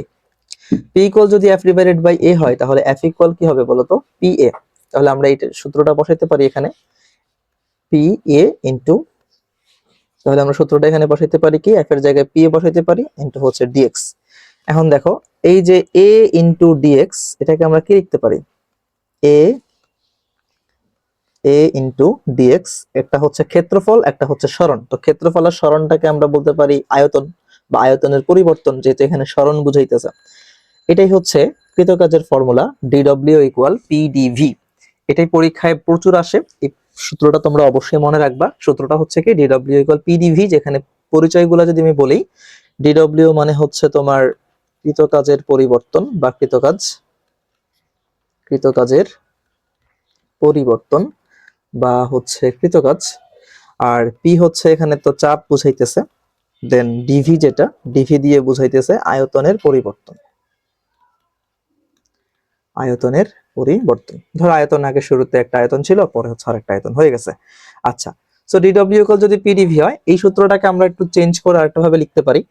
আমরা যদি এটাকে ইন্টিগ্রেট করি, dW = PdV, দুই পাশে যদি আমরা ইন্টিগ্রেশন করি, অর্থাৎ আমরা যদি একটা ক্ষুদ্র কাজ থেকে একটা সম্পূর্ণ কাজ পেতে চাই, তাহলে আমাদের ইন্টিগ্রেশনের সূত্র অনুযায়ী এটা কি হবে? যে ধরো এখানে আমাদের লিমিট নিব, লিমিট হচ্ছে v1 v2। যেহেতু এখানে ডিভিটা হচ্ছে এখানে ভ্যারিয়েবল, অর্থাৎ ভি ভ্যারিয়েবল, তাই আমরা এখানে লিমিটগুলো অবশ্যই আয়তনের লিমিট নিতে হবে। সো এখানে dw থেকে w পেয়ে যাব। আর এখানে আমরা যেটা p কনস্ট্যান্ট, আমরা আগেই বলে দিছি কনস্ট্যান্টের কোনো ইন্টিগ্রেশন হয় না, v1 v2। দেন dv এর ইন্টিগ্রেশন হচ্ছে শুধু v হবে, সো v1 v2 লিমিট, এবং লিমিটগুলো বসিয়ে দেব জাস্ট। সো v2 - v1, এই v2 - v1 কে আমরা হচ্ছে লিখতে পারি ডেল্টা v, অর্থাৎ p into delta v। Formula প্রায় একই, অর্থাৎ আমরা বলতে পারি w = হচ্ছে p ইনটু ডেল্টা v। তো আমরা অবশ্যই সূত্র হিসেবে প্রথমটাকেই বেশি ব্যবহার করব, প্রথমটাই আমাদের প্রযোজ্য, ডিডব্লিউ সমান পিডিভি, এই সূত্রটাই আমাদের পরীক্ষার জন্য বেশি অ্যাপ্লিকেবল হবে। আচ্ছা, এখন আমরা যদি হচ্ছে মানটা তাপগতিবিদ্যার প্রথম সূত্রে বসাই, তাপগতিবিদ্যার প্রথম সূত্র অনুযায়ী কি হবে, আমরা লিখতেছি এখানে সমচাপ প্রক্রিয়ায়, সমচাপ প্রক্রিয়ায় তাপগতিবিদ্যার প্রথম সূত্রটা তাহলে কেমন দাঁড়াচ্ছে খেয়াল করো। প্রথম সূত্রটা দাঁড়াচ্ছে হচ্ছে, আমরা শিখছিলাম ডিকিউ সমান ডিইউ প্লাস ডিডব্লিউ, ক্লজিয়াসের সূত্র যেটা। সো ডিডব্লিউ হচ্ছে পিডিভি পেয়ে গেলাম আমরা, এটাই হচ্ছে সমচাপ প্রক্রিয়ার জন্য তাপগতিবিদ্যার ফার্স্ট ল। ঠিক আছে, আরেকটা কথা বলে রাখি, আমরা যে গ্রাফ দেখছিলাম, আমরা যে গ্রাফ দেখছিলাম পি ভার্সেস ভি সমচাপ প্রক্রিয়ার জন্য, সো ধরো গ্রাফটা হচ্ছে এরকম। এখন একটা কথা মনে রাখবা, এই যে আমরা যদি এখানে কৃতকাজের পরিমাণ বের করতে চাই, আমরা একটু কৃতকাজ কি দেখছি, কৃতকাজ দেখছি পিডিভি, মানে হচ্ছে চাপ আর আয়তনের যে গুণফল, এটাকে আমরা বলতে পারতেছি কি কাজ। তুমি যদি এখানে তাকাও এই গ্রাফের দিকে, ধরো আমি হচ্ছে এখানে একটু লম্ব টেনে এখানে দাগটা কমপ্লিট করলাম, মানে ধরো এই পয়েন্টে আয়তনের যে মান আছে সেটার জন্য একটা মান নিলাম। এখন এই রেখাটা সে যতটুকু জায়গা দখল করছে তার নিচে এক্স অক্ষের সাথে যতটুকু জায়গা দখল করছে, এইটুকুর যে ক্ষেত্রফল, এই ক্ষেত্রফলটাকেই কিন্তু আমরা এখানে কাজ বলতে পারি। এই যে এখানে এইটুকু অংশের যে ক্ষেত্রফল, এই ক্ষেত্রফল অংশটুকুকে আমরা এখানে কাজ বলতে পারি। এই যে এতটুকু জায়গা সে যে দখল করে আছে, এই জায়গাটুকু ক্ষেত্রফলই হচ্ছে কাজ। অর্থাৎ এই চ্যাপ্টারে আমরা অবশ্যই মনে রাখবো চাপ ভার্সেস আয়তনের যে লেখচিত্র, চাপ ভার্সেস আয়তনের যে লেখচিত্র, এই লেখচিত্রের যে জায়গা, যে গ্রাফটা আমরা আঁকবো, সেই গ্রাফটা তার নিচে যতটুকু জায়গা দখল করবে এক্স অক্ষের সাথে, সোজা কথায় ক্ষেত্রফল অংশটুকু এখানে আমরা কাজ হিসেবে বিবেচনা করব। এটা আমাদের সৃজনশীলের জন্য সামনে আমাদেরকে সাহায্য করবে। ওকে, আমাদের মোটামুটি সমচাপ প্রক্রিয়া নিয়ে কথাবার্তা শেষ। এবার আমরা শিখব হচ্ছে সম আয়তন প্রক্রিয়া। সম আয়তন প্রক্রিয়া, যেটাকে আমরা আইসোকোরিক প্রসেস বলতেছি, আইসোকোরিক প্রসেস। সো দেখো, নাম দেখেই বোঝা যাচ্ছে, আমরা বলতে পারি যে তাপগতীয় প্রক্রিয়ায়, যে তাপগতীয় প্রক্রিয়ায় সিস্টেমের আয়তনের কোনো পরিবর্তন হয় না, আয়তনের কোনো পরিবর্তন হয় না, তাকে সম আয়তন প্রক্রিয়া বলে। খুবই সহজ একটা সংজ্ঞা, নাম দেখে বোঝা যায় আসলে সমায়তন প্রক্রিয়া কারে বলে। তো সমায়তন প্রক্রিয়ায় কি কনস্ট্যান্ট থাকবে, ভি কনস্ট্যান্ট থাকবে, এখানে ভি হচ্ছে ধ্রুবক থাকবে। তাহলে ভি যদি ধ্রুবক থাকে তাহলে ডিভি কত হবে, 0 হবে। অর্থাৎ এই যে সমায়তন প্রক্রিয়ার জন্য এই কনসেপ্টটা কিন্তু খুবই ইম্পর্টেন্ট, যে এখানে আয়তন কনস্ট্যান্ট থাকতেছে, তাহলে আয়তনের চেঞ্জটা হচ্ছে গিয়ে 0। আচ্ছা, এখন যদি আমরা সমায়তন প্রক্রিয়ার গ্রাফটা দেখতে চাই, তাহলে গ্রাফটা কেমন হবে? সমায়তন প্রক্রিয়ার যদি আমরা গ্রাফটা দেখতে চাই, ধরো পি ভার্সেস ভি গ্রাফটা আঁকলাম। এখন দেখো এখানে কে কনস্ট্যান্ট, আয়তন কনস্ট্যান্ট। আয়তন যদি এখানে কনস্ট্যান্ট হয় তাহলে আমাদের গ্রাফটা কেমন হবে, এরকম একটা গ্রাফ হবে, রাইট? এখন দেখো, যদি আমি বলি ধরো তোমাকে পরীক্ষায় পি ভার্সেস ভি না দিয়ে ধরো দিল ভি ভার্সেস পি, যদিও এটা তেমন একটা পরীক্ষার আসে না, ইম্পর্টেন্ট না, তাহলে ভি ভার্সেস পি এর গ্রাফটা কেমন হবে, এরকম হওয়া উচিত, যেহেতু আয়তন কনস্ট্যান্ট। আয়তন যে অক্ষটা থাকবে, যে অক্ষ বরাবর থাকবে, সেই অক্ষটাই কনস্ট্যান্ট থাকবে। আচ্ছা, সো এবার আসি আমরা সম আয়তন প্রক্রিয়ায় কৃতকাজ। সম আয়তন প্রক্রিয়ায় কৃতকাজ। সো দেখো, সমায়তন প্রক্রিয়ায় কৃতকাজ কি হবে দেখি, তোমরা একটু ভাবো তো, চিন্তা করতো সমায়তন প্রক্রিয়ায় কৃতকাজটা আমাদের কি হওয়া উচিত আসলে। আমরা যদি সমায়তন প্রক্রিয়ার কৃতকাজ দেখতে চাই, একটু আগে আমরা কৃতকাজের সূত্র কি দেখে আসছি, ডিডব্লিউ সমান পিডিভি। এই সূত্রটা সবার জন্যই প্রযোজ্য, সব প্রক্রিয়ার জন্যই আমরা কাজ করতে পারবো, হয়তো কিছু ক্ষেত্রে সূত্রটাকে মডিফাই করতে হতে পারে। সো এখন যদি আমরা মান বসাই, একটু আগে আমরা দেখে আসলাম সম আয়তন অর্থাৎ ডিভি 0, সমায়তন প্রক্রিয়ার জন্য ডিভি কি 0। ডিভি যদি 0 হয় তাহলে পি ইন্টু 0, তার মানে ডিডব্লিউ ইকুয়াল হচ্ছে 0। যেহেতু এখানে আয়তনের কোনো পরিবর্তন করতে হচ্ছে না, তার মানে অর্থাৎ এখানে আসলে কোনো কাজই হচ্ছে না, তাহলে সমায়তন প্রক্রিয়াকৃত কাজের পরিমাণ কত? সমায়তন প্রক্রিয়াকৃত কাজের পরিবর্তন বা সম্পাদিত কৃত কাজ হচ্ছে 0 হবে। আচ্ছা, তাহলে সমায়তন প্রক্রিয়ায় তাপগতিবিদ্যার প্রথম সূত্রটা কেমন হবে? সম আয়তন প্রক্রিয়ায় তাপগতিবিদ্যার প্রথম সূত্র। তাপগতিবিদ্যার প্রথম সূত্রটা হবে, আমরা সূত্র জানি কি, ডিকিউ সমান ডিইউ প্লাস ডিডব্লিউ। যেহেতু এখানে ডিডব্লিউ নাই, তাহলে পুরাটাই হবে কি ডিইউ। অর্থাৎ আমি যদি সূত্রটাকে বিবৃতি করতে চাই, ক্লজিয়াসের প্রথম সূত্র, তোমাকে কিন্তু কোশ্চেনটা ঘুরে আসতে পারে যে ধরো বললো যে সম-আয়তন প্রক্রিয়ার ক্ষেত্রে তাপগতিবিদ্যার প্রথম সূত্রটি বিবৃত করো। আমি একটু কোশ্চেনটা লিখে দিচ্ছি, এই ধরনের কোশ্চেন কিন্তু 1 নম্বরের জন্য আসতেই পারে। সম-আয়তন প্রক্রিয়ায় তাপগতিবিদ্যার প্রথম সূত্রটি বিবৃত করো। ওকে, সো এই ধরনের প্রশ্ন আসলে আমরা আসলে কি আনসার করব? আমরা জানি অলরেডি আমরা জানি তাপগতিবিদ্যার ফার্স্ট লটা কি ছিল, ক্লজিয়াসের সূত্রটা কি ছিল। ক্লজিয়াস কি বলছিল যে কোন একটা সিস্টেমে যে পরিমাণ তাপ শক্তি সরবরাহ করা হয় তার একটা অংশ ব্যয় হয় সিস্টেমের অভ্যন্তরীণ শক্তি বৃদ্ধিতে, আর একটা অংশ ব্যয় হয় সিস্টেম পরিবেশের উপর কাজ সম্পাদন করতে। এখানে খেয়াল করো, এখানে তো আসলে আর কাজ সম্পাদনের কোনো ঘটনা নাই। এখানে যা হবে পুরাটাই কি হবে? পুরাটাই হবে অভ্যন্তরীণ শক্তি বৃদ্ধিতে। অর্থাৎ যতটুকু আমি তাকে তাপ শক্তি দিব, পুরাটাই সে অভ্যন্তরীণ শক্তি বৃদ্ধির কাজে ব্যয় করে ফেলবে। এখানে এখন সিস্টেম দ্বারা পরিবেশের উপর কোনো কাজ সম্পাদন হবে না। আচ্ছা, সো বুঝতে পারতেছি আমরা এই ব্যাপারটা। এবার আমরা হচ্ছে 3 নাম্বার প্রসেসে যাব। আমাদের 3 নাম্বার প্রসেসটা হচ্ছে কি ছিল? আমাদের 3 নাম্বার প্রসেসটা ছিল সমষ্ণ প্রক্রিয়া। ওকে, সো এখন আমরা যাব হচ্ছে সমষ্ণ প্রক্রিয়া।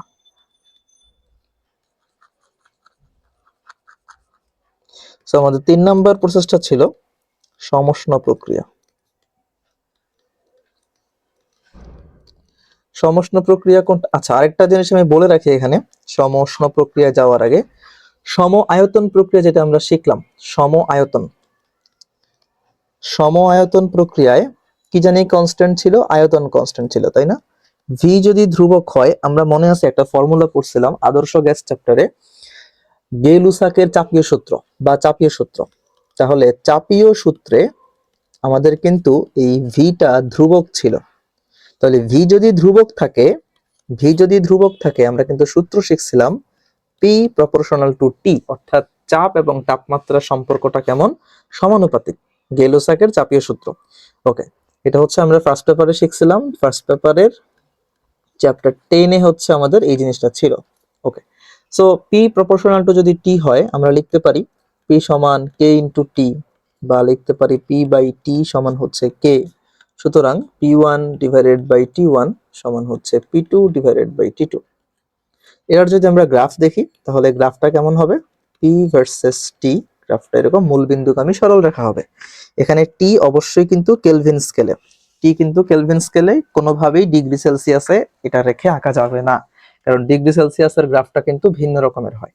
আচ্ছা, তো এখন আমরা দেখলাম যে সমায়তন প্রক্রিয়ার গ্রাফ তাহলে কিন্তু 3টা, একটা হচ্ছে P ভার্সেস V, একটা হচ্ছে ভি ভার্সেস পি, আর একটা হচ্ছে পি ভার্সেস টি। তো তোমাদেরকে 3টা গ্রাফই মনে রাখতে হবে। প্রক্রিয়া, এটার নাম হচ্ছে আইসোথার্মাল প্রসেস।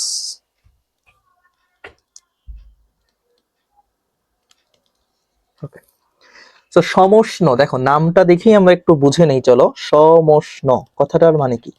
কথাটার মানে হচ্ছে সমানভাবে উষ্ণ। সমষ্ণ মানে কি? এত ঘোরার ডিম মিলে হবে বেটা? আচ্ছা, দেখো নাম হচ্ছে সমষ্ণ প্রক্রিয়া, তো সমষ্ণ কথাটার মানে হচ্ছে সমানভাবে উষ্ণ। সমানভাবে উষ্ণ মানে কি? উষ্ণতা মানে কি? আসলে তাপমাত্রা বোঝায়। সোজা কথায় সমষ্ণ কথাটার মানে হচ্ছে তাপমাত্রা সমান। তাপমাত্রা সমান। তাপমাত্রা সমান মানে কি? অর্থাৎ তাপমাত্রা ধ্রুবক। তাপমাত্রা এখানে ধ্রুবক। তাহলে তাপমাত্রা যদি ধ্রুবক হয়, তাপমাত্রার পরিবর্তন কত? তাপমাত্রার পরিবর্তন ডিটি হচ্ছে 0, আর এখানে টি হচ্ছে কনস্ট্যান্ট। ওকে, সো একটা জিনিস খেয়াল করো, টি যদি কনস্ট্যান্ট হয় বা ডিটি যদি শূন্য হয় তাহলে ঘটনা কি ঘটে? আমরা অভ্যন্তরীণ শক্তি সম্পর্কে কিন্তু অলরেডি আলোচনা করছি। অভ্যন্তরীণ শক্তি ব্যাপারটা কি? আমরা আইডিয়াল গ্যাসের ক্ষেত্রে পড়ছি অভ্যন্তরীণ শক্তি আইডিয়াল গ্যাসের জন্য, মানে আদর্শ গ্যাসের ক্ষেত্রে অভ্যন্তরীণ শক্তির সূত্র কি পড়ছি? ই সমান 3/2 nRT, অর্থাৎ যতটুকু শক্তি পুরোটাই হচ্ছে গতিশক্তি, এখানে কিন্তু কোনো বিভব শক্তি নাই।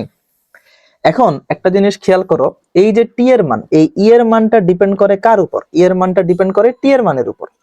টি এর মানের উপর কিন্তু সে এখানে নির্ভরশীল, কারণ এই যে 3/2 nr 3/2 nr এতটুকু কিন্তু একটা ধ্রুবক বা নির্দিষ্ট একটা ভ্যালু। তাহলে ডিপেন্ড করতেছে কার উপর? টি এর উপর। টি যদি অপরিবর্তিত থাকে তাহলে ইও অপরিবর্তিত থাকা উচিত, অর্থাৎ টি পরিবর্তনশীল না হলে ইও অপরিবর্তনশীল হবে। দ্যাট মিন্স আমরা বলতে পারতেছি তাপমাত্রা যদি ধ্রুবক থাকে শক্তিটাও ধ্রুবক থাকবে। তাহলে শক্তি যদি ধ্রুবক থাকে শক্তির পরিবর্তনটা কত হবে? কথা বুঝো, শক্তি অভ্যন্তরীণ শক্তি যেটা, অবশ্যই অভ্যন্তরীণ শক্তিটা এখানে শক্তি বুঝাইতেছি। অভ্যন্তরীণ শক্তি অথবা শুধু শক্তি যাই বলি না কেন, এটা হচ্ছে এখানে কি ধ্রুবক। তাহলে সুতরাং অভ্যন্তরীণ শক্তির পরিবর্তন যেটা, পরিবর্তনটা কত হবে? অবশ্যই সেটা শূন্য হবে। ডিই বলি বা ডিইউ বলি একই জিনিস আসলে এখানে বুঝাইতেছে। তো অভ্যন্তরীণ শক্তির পরিবর্তন হবে 0। অভ্যন্তরীণ শক্তির পরিবর্তন যদি শূন্য হয় তাহলে আমরা সমষ্ণ প্রক্রিয়ার ক্ষেত্রে তাপগতিবিদ্যার প্রথম সূত্রটাকে কিভাবে বর্ণনা করতে পারি? তাপগতিবিদ্যার প্রথম সূত্র কিভাবে বর্ণনা করতে পারি বলতো? আমাদের সূত্রটা কি ছিল? আমাদের সূত্রটা ছিল ডিকিউ সমান ডিইউ প্লাস ডিডব্লিউ। এখন এখানে কি শূন্য? এখন এখানে হচ্ছে আমাদের ডিইউটা শূন্য হয়ে গেছে। ডিইউটা যদি এখানে শূন্য হয় তাহলে সূত্রটা কেমন হবে? সূত্রটা হবে ডিকিউ সমান ডিডব্লিউ, যেহেতু এখানে আমাদের ডিইউ শূন্য। ওকে, সো ডিকিউ সমান ডিইউ, অর্থাৎ তাহলে সূত্রের বিবৃতি কেমন হবে? সূত্রের বিবৃতি হবে কোনো একটা তাপগতীয় সিস্টেমে আমি যে পরিমাণ তাপ শক্তি সরবরাহ করব তার পুরোটাই ব্যয় হবে সিস্টেম কর্তৃক পরিবেশের উপর কাজ সম্পাদনে। ঠিক আছে, কোন তাপগতীয় ব্যবস্থায় আমি যতটুকু পরিমাণ তাপ সরবরাহ করব তার সম্পূর্ণটাই ব্যয় হবে সিস্টেম কর্তৃক পরিবেশের উপর কাজ সম্পাদনে, অর্থাৎ এখানে সিস্টেম তার অভ্যন্তরীণ শক্তির পরিবর্তন ঘটাবে না। আচ্ছা, এখন আমরা যদি এটার গ্রাফ দেখতে চাই, গ্রাফটা কিভাবে দেখবো? গ্রাফ দেখার আগে আমাদের সমীকরণ বুঝতে হবে। দেখো, আমরা চ্যাপ্টার 10 আইডিয়াল গ্যাসের চ্যাপ্টারে একটা সূত্র পড়ে, সেটা হচ্ছে বয়েলের সূত্র। মনে আছে কিনা তোমাদের? বয়েলের সূত্রটা কেমন ছিল? বয়েলের সূত্রটা ছিল গ্যাসের ভর এবং গ্যাসের টেম্পারেচার এই দুইটা জিনিস যদি ধ্রুবক হয় তাহলে চাপ আর আয়তন পরস্পর ব্যস্তানুপাতিক। পি সমানুপাতিক হচ্ছে 1/v। চাপ আর আয়তন পরস্পর ব্যস্তানুপাতিক হবে। এই যে সূত্রটা সমষ্ণ প্রক্রিয়া, এই সমষ্ণ প্রক্রিয়াই কিন্তু বয়েলের সূত্র। এই বয়েলের সূত্রটাই কিন্তু সমষ্ণ প্রক্রিয়া, যেহেতু এখানে টেম্পারেচার চেঞ্জ হচ্ছে না। তাহলে আমরা সূত্রটা কিভাবে লিখতে পারি? পি সমান কে ইন্টু 1/v, বা লিখতে পারি পিভি সমান হচ্ছে কে। রাইট, পিভি সমান হচ্ছে কে। যদি আমরা এখন গ্রাফ দেখি, এটার 4 ধরনের গ্রাফ সম্ভব। পি ভার্সেস যদি আমরা 1/v আঁকি, পি এর সাথে 1/v সমানুপাতিক সম্পর্ক, সো গ্রাফ এরকম হবে। যদি আমরা শুধু পি ভার্সেস ভি আঁকি, এটার সাথে ব্যস্তানুপাতিক সম্পর্ক, আর এই সমীকরণটা কেমন হবে? আয়তাকার অধিবৃত্ত হবে। আচ্ছা, যদি আমরা শুধু পিভি ভার্সেস পি আঁকি, দেখো পিভির সাথে এই পিভি কি? পিভি একটা কনস্ট্যান্ট ভ্যালু না? পিভি কি চেঞ্জ হবে? হবে না। সো গ্রাফটা এরকম হবে। যদি আমরা ধরো পিভি ভার্সেস ভি আঁকি তাহলেও কিন্তু গ্রাফটা এরকম কনস্ট্যান্ট হবে, মানে মানটা চেঞ্জ হবে না। ওকে, সো এই 4টা গ্রাফই হচ্ছে সমষ্ণ প্রক্রিয়ার জন্য সূত্র বা গ্রাফ। তো আমরা যদি সমষ্ণ প্রক্রিয়ার জন্য সূত্র লিখতে চাই, সূত্রটা কি হবে? P1V1 সমান হচ্ছে P2V2। এটা হচ্ছে সমষ্ণ প্রক্রিয়ার জন্য ফর্মুলা, সমষ্ণ প্রক্রিয়ার জন্য। এখন পরীক্ষায় তোমাকে কখনোই কোশ্চেনে বলা থাকবে না যে এই প্রক্রিয়াটা একটা সমষ্ণ প্রক্রিয়া। তাহলে আমরা কিভাবে বুঝবো?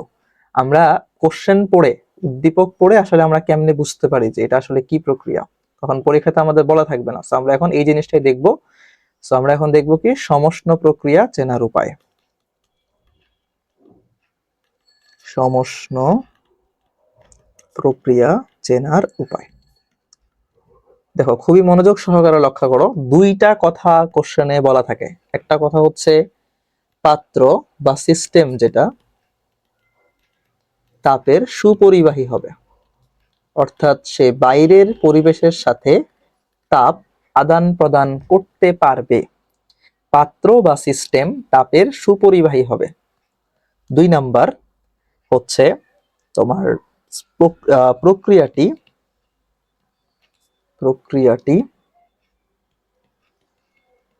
খুব ধীরে ধীরে ঘটবে। প্রক্রিয়াটি খুব ধীরে ধীরে ঘটবে। এইরকম দুইটা কথার মধ্যে যে কোনো একটা কথা বলা থাকতে পারে অথবা দুইটাও থাকতে পারে। এই কথাগুলা দেখেই তোমাদের বুঝতে হবে যে আসলে সমষ্ণ প্রক্রিয়া বুঝাইতেছে। এখন প্রথম প্রক্রিয়াটা নিয়ে অনেকের খটকা লাগতে পারে। প্রথম প্রক্রিয়া যেটা আমি এখানে যেটা বললাম যে এই যে পাত্র তাপের সুপরিবাহী হবে, এটা নিয়ে অনেকের ঝামেলা লাগতে পারে। একটু আগে আমরা যখন সমষ্ণ প্রক্রিয়া বলছি, আমরা বলছি যে সিস্টেমের টেম্পারেচার কেমন থাকবে, কনস্ট্যান্ট থাকবে। সো টেম্পারেচার কনস্ট্যান্ট, আবার এখানে লিখছি তাপের সুপরিবাহী। তাপের সুপরিবাহী মানে তো সে পরিবেশের সাথে তাপের আদান প্রদান করতে পারতেছে। এখন পরিবেশের সঙ্গে যদি তাপের আদান প্রদান করতে পারে তাহলে টেম্পারেচার কনস্ট্যান্ট কেমনে থাকে? দেখো টেম্পারেচার কনস্ট্যান্ট থাকার এখানে একটা বুদ্ধি আছে। আমাদেরকে বলে দিছে যে ধীরে ধীরে ঘটবে, এই কথাটাই কিন্তু এখানে হচ্ছে গেম চেঞ্জার জিনিস। প্রক্রিয়াটা খুব ধীরে ধীরে ঘটে। দেখো অর্থাৎ ধরো আমি একটা সিলিন্ডার রাখলাম, এই সিলিন্ডারের এই যে পিস্টনটা দিলাম, এটার ভিতরে কিছু গ্যাস আছে। এখন ধরো তুমি বাইরে থেকে হচ্ছে এটা তাপ গ্রহণ করতেছে, বা ধরো সিস্টেমে তুমি তাপ দিচ্ছ, ধরো ডিকিউ পরিমাণ তুমি তাপ দিচ্ছ। এখন এখানে ঘটনাটা কি ঘটবে, তুমি যেই পরিমাণ তাপ দিচ্ছ পুরো তাপটা দ্বারাই এই গ্যাসটা এই পিস্টনের উপর কাজ করে ফেলতেছে। এই পুরো তাপটা দ্বারাই সিস্টেমটা কার্যনির্বাহী বস্তু, এই যে গ্যাসগুলা যে আছে, এই গ্যাসগুলা ধরো পিস্টনটাকে হয় উপরে ঠেলে দিচ্ছে। সো মানে হচ্ছে তুমি যখন তাপ দিচ্ছ তখন এই গ্যাসটা পিস্টনটাকে উপরের দিকে ঠেলে দিচ্ছে। তো উপরের দিকে ঠেলে দিলে কি হবে, তোমার এই তাপ দ্বারা সিস্টেম গ্যাসটা কিন্তু এই পিস্টনের উপর কাজ করে ফেলছে। সো কাজ যদি করে ফেলে, এখানে কিন্তু আর সিস্টেমের টেম্পারেচার বাড়ার বা কমার সুযোগ নাই। এবং এই যে আমি তাপটা দিব, এই তাপটা কিন্তু দ্রুত দিব না, খুবই ধীরে ধীরে দিব। তো খুবই ধীরে ধীরে দিলে একটা সময় ওই টেম্পারেচারের যে ইফেক্টটা ওইটা আর ঘটবে না, বা ওইটা আসলে আর তোমার এটার উপর কোনো প্রভাব ফেলবে না। এই কারণে আমরা বলতে পারতেছি যে সিস্টেমের এখানে টেম্পারেচারটা ধ্রুবক থাকে। ওকে, সো আমাদের এই প্রসেসটা গেল। এই প্রসেসটার পরে আমাদের এখন আসবে হচ্ছে আমরা আরেকটা জিনিস দেখবো এখানে, যেটা হচ্ছে সমষ্ণ প্রক্রিয়ায় কৃতকাজ। খুবই ইম্পর্টেন্ট জিনিস, সমষ্ণ প্রক্রিয়ায় কৃতকাজ। এইটা কোশ্চেনটা, এটা দিয়ে কোশ্চেন খুবই বোর্ড পরীক্ষায় অনেকবার আসছে যে সমষ্ণ প্রক্রিয়ায় কাজ নির্ণয় করো। ওকে, সো আমরা অলরেডি জানি যে কোনো প্রক্রিয়ার জন্য ফর্মুলা হচ্ছে কি ডিডব্লিউ সমান হচ্ছে পিডিভি। ডিডব্লিউ সমান পিডিভি, এই ফর্মুলাটা হচ্ছে আমরা জানি। আচ্ছা, আবার আমরা বয়েলের সূত্র অনুসারে কি জানি? বয়েলের সূত্র অনুসারে জানি হচ্ছে তোমার P1V1 সমান হচ্ছে P2V2। আবার আমরা আদর্শ গ্যাসের ক্ষেত্রে জানি, যেহেতু বয়েল আদর্শ গ্যাসের সূত্র মেনে চলে, আমি সূত্রগুলো পাশাপাশি লিখে দিচ্ছি। ধরো P1V1 সমান হচ্ছে P2V2, এটা একটা। আবার PV সমান হচ্ছে কি nRT। এই দুইটা ফর্মুলা হচ্ছে আমরা জানি। এখন আমরা কি করব, ইন্টিগ্রেট করব। সো ইন্টিগ্রেশনের মাধ্যমে আমরা এখানে কৃতকাজ বের করব। সো ডিডব্লিউ এখানে হচ্ছে পিডিভি, এখানে ধরো দিলাম হচ্ছে আয়তন, লিমিট গুলা দিয়ে দিলাম, যেহেতু এখানে ডিভি ভিটা হচ্ছে ভ্যারিয়েবল। আচ্ছা, এখন অনেকের মনে একটা প্রশ্ন আসতে পারে, আমরা যখন একটু আগে কৃতকাজগুলা বের করছি সেখানে তো আসলে আমরা ইন্টিগ্রেশন করে কৃতকাজ বের করতে হয় নাই, তাহলে এই ক্ষেত্রে ইন্টিগ্রেশন করে কৃতকাজ কেন বের করতে হচ্ছে? ব্যাপারটা খেয়াল করো, আমরা ইন্টিগ্রেশন করে কখন কাজ বের করি কখন করি না। কাজ শক্তি ক্ষমতা চ্যাপ্টারে আমরা দুই ধরনের কাজ পড়ছি, একটা হচ্ছে তোমার ধ্রুব বল দ্বারা কাজ, আর একটা হচ্ছে পরিবর্তনশীল বল দ্বারা কাজ, পরিবর্তনশীল বল দ্বারা কাজ। আচ্ছা, তো এখন কোন ক্ষেত্রে আমরা জানি ইন্টিগ্রেশন করে কাজ বের করতাম? পরিবর্তনশীল বল দ্বারা কাজটা হচ্ছে ইন্টিগ্রেট করে তারপর কাজের পরিমাণটা বের করতে হয়, কারণ এখানে বলের পরিমাণটা ক্রমাগত পরিবর্তন হয়। এখন আমরা যখন সমচাপ প্রক্রিয়ার জন্য সূত্রটা শিখছিলাম ডিডব্লিউ সমান পি ডিভি, সেখানে পি সমান কি ছিল বলতো? F by A. F by A, তাহলে এফ সমান কি ছিল? P A. এই যে পি একটা কনস্ট্যান্ট ভ্যালু, কারণ সমচাপ, চাপ ছিল কনস্ট্যান্ট, এ একটা ক্ষেত্রফল, এটা তো এমনিই কনস্ট্যান্ট। পি যদি কনস্ট্যান্ট হয়, এ যদি কনস্ট্যান্ট হয়, তাহলে এফ ও কনস্ট্যান্ট। এফ যদি কনস্ট্যান্ট হয়, তার মানে এটাকে ধ্রুব বল দ্বারা কাজ। এই জন্য আমাদের এখানে ইন্টিগ্রেট করতে হয় নাই। কিন্তু কিন্তু তুমি এই সমষ্ণ প্রক্রিয়ার ক্ষেত্রে খেয়াল করো, সমষ্ণ প্রক্রিয়ায় আমাদের পিও কিন্তু কোথাও বলে নাই যে পি কনস্ট্যান্ট, কোথাও কিন্তু এটা বলে দেয় নাই। কারণ পি কনস্ট্যান্ট হলে তো আর পি সূত্র থাকতো না। পি সূত্রের মধ্যে আছে, আমরা সূত্র জানি পি ওয়ান ভি ওয়ান সমান P two V two. P one থেকে পি টু হয়েছে, তার মানে চাপের পরিমাণ পরিবর্তন হয়ে গেছে। চাপের পরিমাণ যদি পরিবর্তন, এখানে ক্ষেত্রফলটা কনস্ট্যান্ট কিন্তু চাপটা তো পরিবর্তনশীল। চাপ যদি পরিবর্তনশীল হয়, তাহলে আমাদের এই বলটাও নিশ্চয়ই পরিবর্তনশীল বল। এটা কি বল? পরিবর্তনশীল বল। পরিবর্তনশীল বলের জন্য কোন ধরনের কাজ বের করতে হয়? ইন্টিগ্রেশন করে আমাদের কাজ বের করতে হয়। এই কারণে আমরা এখানে ইন্টিগ্রেশন করে কাজ বের করতেছি। আই হোপ তোমরা এটা বুঝতে পারছো। ওকে, যদিও এটা আসলে তেমন একটা গুরুত্ব বহন করে না, বাট তোমাদের বোঝার জন্য বলে দিলাম। এখন আমরা এখানে পিভি সমান এনআর টি তো জানি, তাহলে পি সমান লিখতে পারি কি? এনআর টি ডিভাইডেড বাই হচ্ছে ভি। আচ্ছা, সো ডিডব্লিউ এর জায়গায় আমরা হচ্ছে এটাকে ডিরেক্টলি ডব্লিউ লিখতে পারি, আর এখানে পি এর জায়গায় লিখতে পারি হচ্ছে NR T divided by V. এখানে আছে হচ্ছে তোমার ডিভি, এখানে ভি ওয়ান, এখানে হচ্ছে ভি টু। ওকে, সো আচ্ছা, এখানে অনেকের একটা প্রশ্ন আছে যে, আচ্ছা আমি একটু এটাকে ভেঙে লিখি, অনেকের তো সমস্যা হয় এটা বুঝতে। এখানে ধরো জিরো, এখানে ধরো ডব্লিউ, ঠিক আছে, কৃত কাজটা। সো আলটিমেটলি আমরা যদি এখানে কৃত কাজ বের করি, তার মানে অ্যান্সারটা পাবো হচ্ছে ডব্লিউ। সো আমি এর জন্য একবারে লিখলাম। এখন আমরা হচ্ছে ইন্টিগ্রেট করব। এই যে এন আর টি, এই তিনটা জিনিস এখানে কনস্ট্যান্ট, কারণ মূল সংখ্যা তো এমনিই কনস্ট্যান্ট। আর এর মান আমরা জানি 8.31, আর এটা কি প্রক্রিয়া? সমষ্ণ প্রক্রিয়া, তাই এখানে তাপমাত্রা কনস্ট্যান্ট থাকবে। তাই আমরা এন আর টি কে বাইরে নিয়ে আসলাম, ভি ওয়ান ভি টু রাখলাম, থাকতেছে 1/v ডিভি।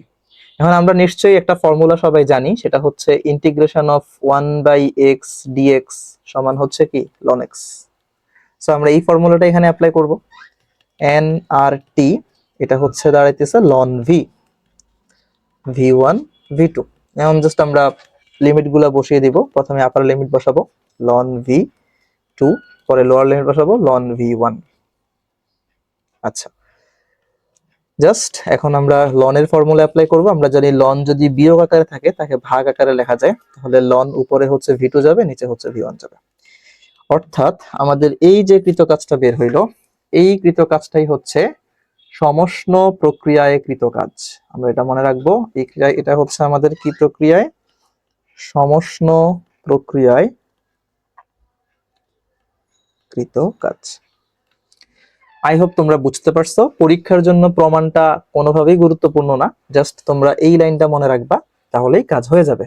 আচ্ছা, আরেকটা ফর্মুলা এখানে আছে। আমরা জানি যে পি ওয়ান ভি ওয়ান সমান হচ্ছে পি টু ভি টু। তাহলে আমরা যদি V two by V one কে একপাশে নিয়ে যাই, তাহলে নিশ্চয়ই লিখতে পারি P one divided by P two. তাহলে আমি এই সূত্রটাকে এরকম করেও নিশ্চয়ই লিখতে পারবো, ডব্লিউ সমান এন আর টি লন P one divided by P two. অর্থাৎ আমি আয়তন দিয়ে লিখতে পারবো, আমরা চাইলে হচ্ছে চাপ চাপগুলা ইউজ করেও আমরা সূত্রটা লিখতে পারবো। ওকে, সো এই গেল হচ্ছে আমাদের সমষ্ণ প্রক্রিয়া নিয়ে কথাবার্তা। আমরা ম্যাথ গুলো একটু পরেই দেখবো।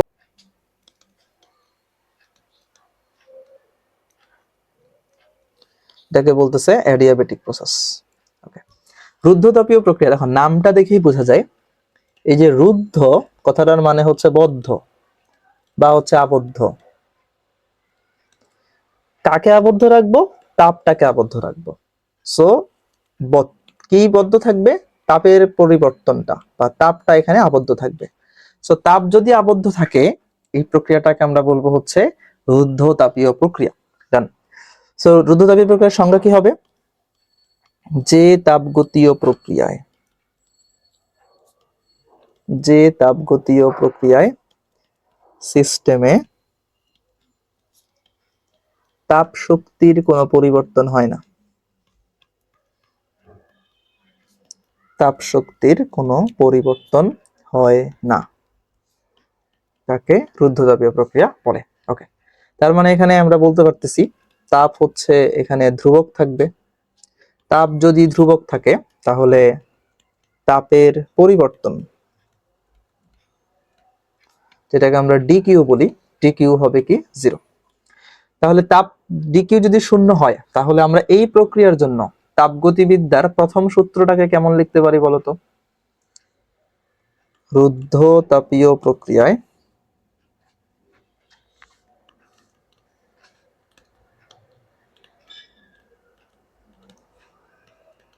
তাপগতিবিদ্যার প্রথম সূত্র। জিনিসগুলো খুব মনোযোগ সহকারে খেয়াল করে, এখন কিছু ইম্পর্টেন্ট কথা আমরা বলবো। ডিকিউ সমান আমরা সূত্র জানতাম কি? D U plus D W. এখন আমাদের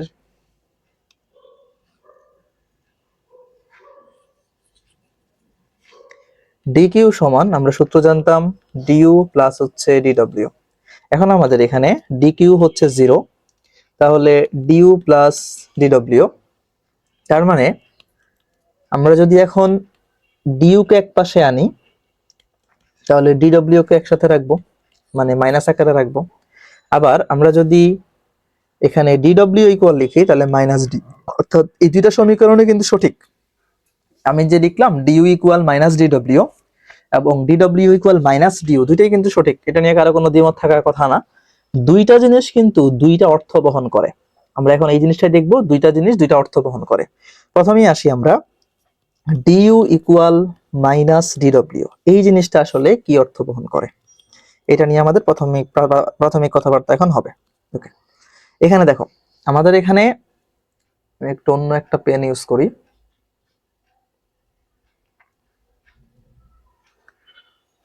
আমাদের এখানে দেখো, এইখানে ডিউ কেমন? পজিটিভ। ডিউ পজিটিভ মানে কি? ডিউ পজিটিভ মানে হচ্ছে অভ্যন্তরীণ শক্তির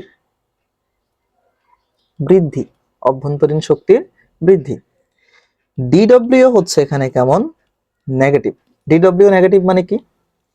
সিস্টেমের উপর কৃতকাজ, সিস্টেমের উপর কাজ করা হয়েছে।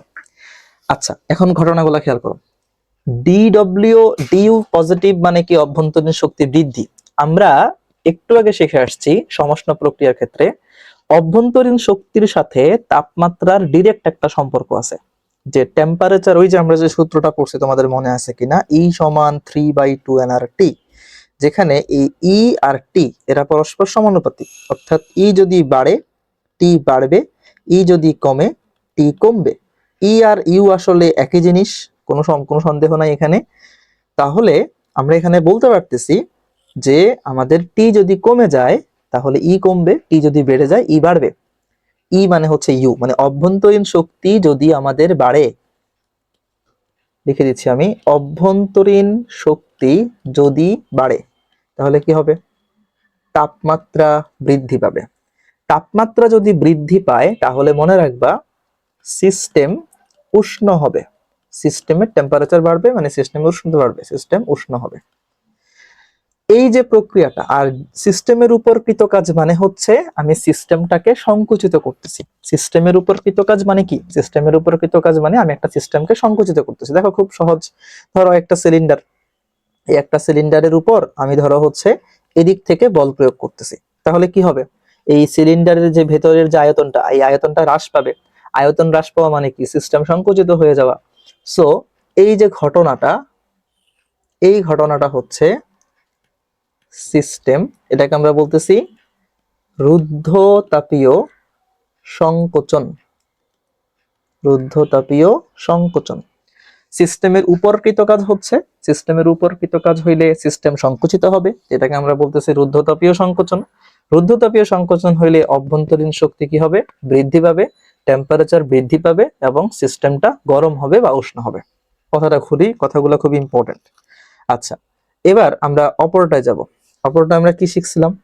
DW equal minus D U. এখানে খেয়াল করতে হবে, এখানে আমাদের ডিডব্লিউটা হচ্ছে পজিটিভ। ডিডব্লিউ পজিটিভ মানে কি? সিস্টেম নিজে কাজ করে, অর্থাৎ সিস্টেম দ্বারা কাজ হয়। সিস্টেম নিজে কাজ করে বা সিস্টেমের দ্বারা কাজ হয়। DU negative. এটা বলতে কি বোঝায়? এটা বলতে বোঝায় অভ্যন্তরীণ শক্তি হ্রাস। অভ্যন্তরীণ শক্তি হ্রাস মানে কি হয় তোমরাই বলো এখন। যদি সিস্টেমের অভ্যন্তরীণ শক্তি ইউ হ্রাস পায় তাহলে কি হবে? টি হ্রাস পাবে, টেম্পারেচার হ্রাস পাবে। টেম্পারেচার হ্রাস মানে কি? সিস্টেম শীতল হবে। সিস্টেম শীতল হবে। আর এই যে সিস্টেম নিজে কাজ করে, সিস্টেম নিজে কাজ করলে সিস্টেম কি সংকুচিত হবে নাকি প্রসারিত হবে বলো তো? আমি যদি বলি সিস্টেম নিজে কাজ করে তাহলে সিস্টেম কি সংকুচিত হবে নাকি হচ্ছে সিস্টেম প্রসারিত হবে? দেখো, সিলিন্ডার, পিস্টন আঁকলাম। এখন এই যে ভিতরের যে গ্যাসগুলো আছে, এই গ্যাসগুলা যদি উপরের দিকে বল প্রয়োগ করে তাহলে নিশ্চয়ই পিস্টনটা উপরের দিকে উঠবে, তখন সিস্টেমের ভেতরে জায়গা বাড়বে, তখন সিস্টেম প্রসারিত হবে। সো এই যে সিস্টেমটা, অর্থাৎ সিস্টেম যখন নিজে কাজ করে তখন সিস্টেমটা প্রসারিত হয়। আমরা বলতে পারি রুদ্ধতাপীয় প্রসারণে সিস্টেম কেমন? শীতল হয়। সো এখান থেকে খুবই ইম্পর্টেন্ট যেটা কথা, যে রুদ্ধতাপীয় সংকোচনে সিস্টেম উষ্ণ হয়, রুদ্ধতাপীয় সংকোচনে সিস্টেম উষ্ণ হয়, আর প্রসারণে হচ্ছে সিস্টেম শীতল হয়। সৃজনশীলের 2 নম্বরের জন্য এই জিনিসটা খুবই ইম্পর্টেন্ট। ওকে, আমরা এখন তাহলে রুদ্ধতাপীয় প্রক্রিয়ার জন্য ফর্মুলা দেখব। রুদ্ধতাপীয় প্রক্রিয়ার জন্য ফর্মুলা কোনটা? আচ্ছা, এখন একটা জিনিস খেয়াল করো, রুদ্ধতাপীয় প্রক্রিয়ায় তাপ তো কনস্ট্যান্ট, কিন্তু তাপমাত্রা কি কনস্ট্যান্ট? রুদ্ধতাপীয় প্রক্রিয়ায় তাপ ধ্রুবক, কিন্তু তাপমাত্রা কি ধ্রুবক?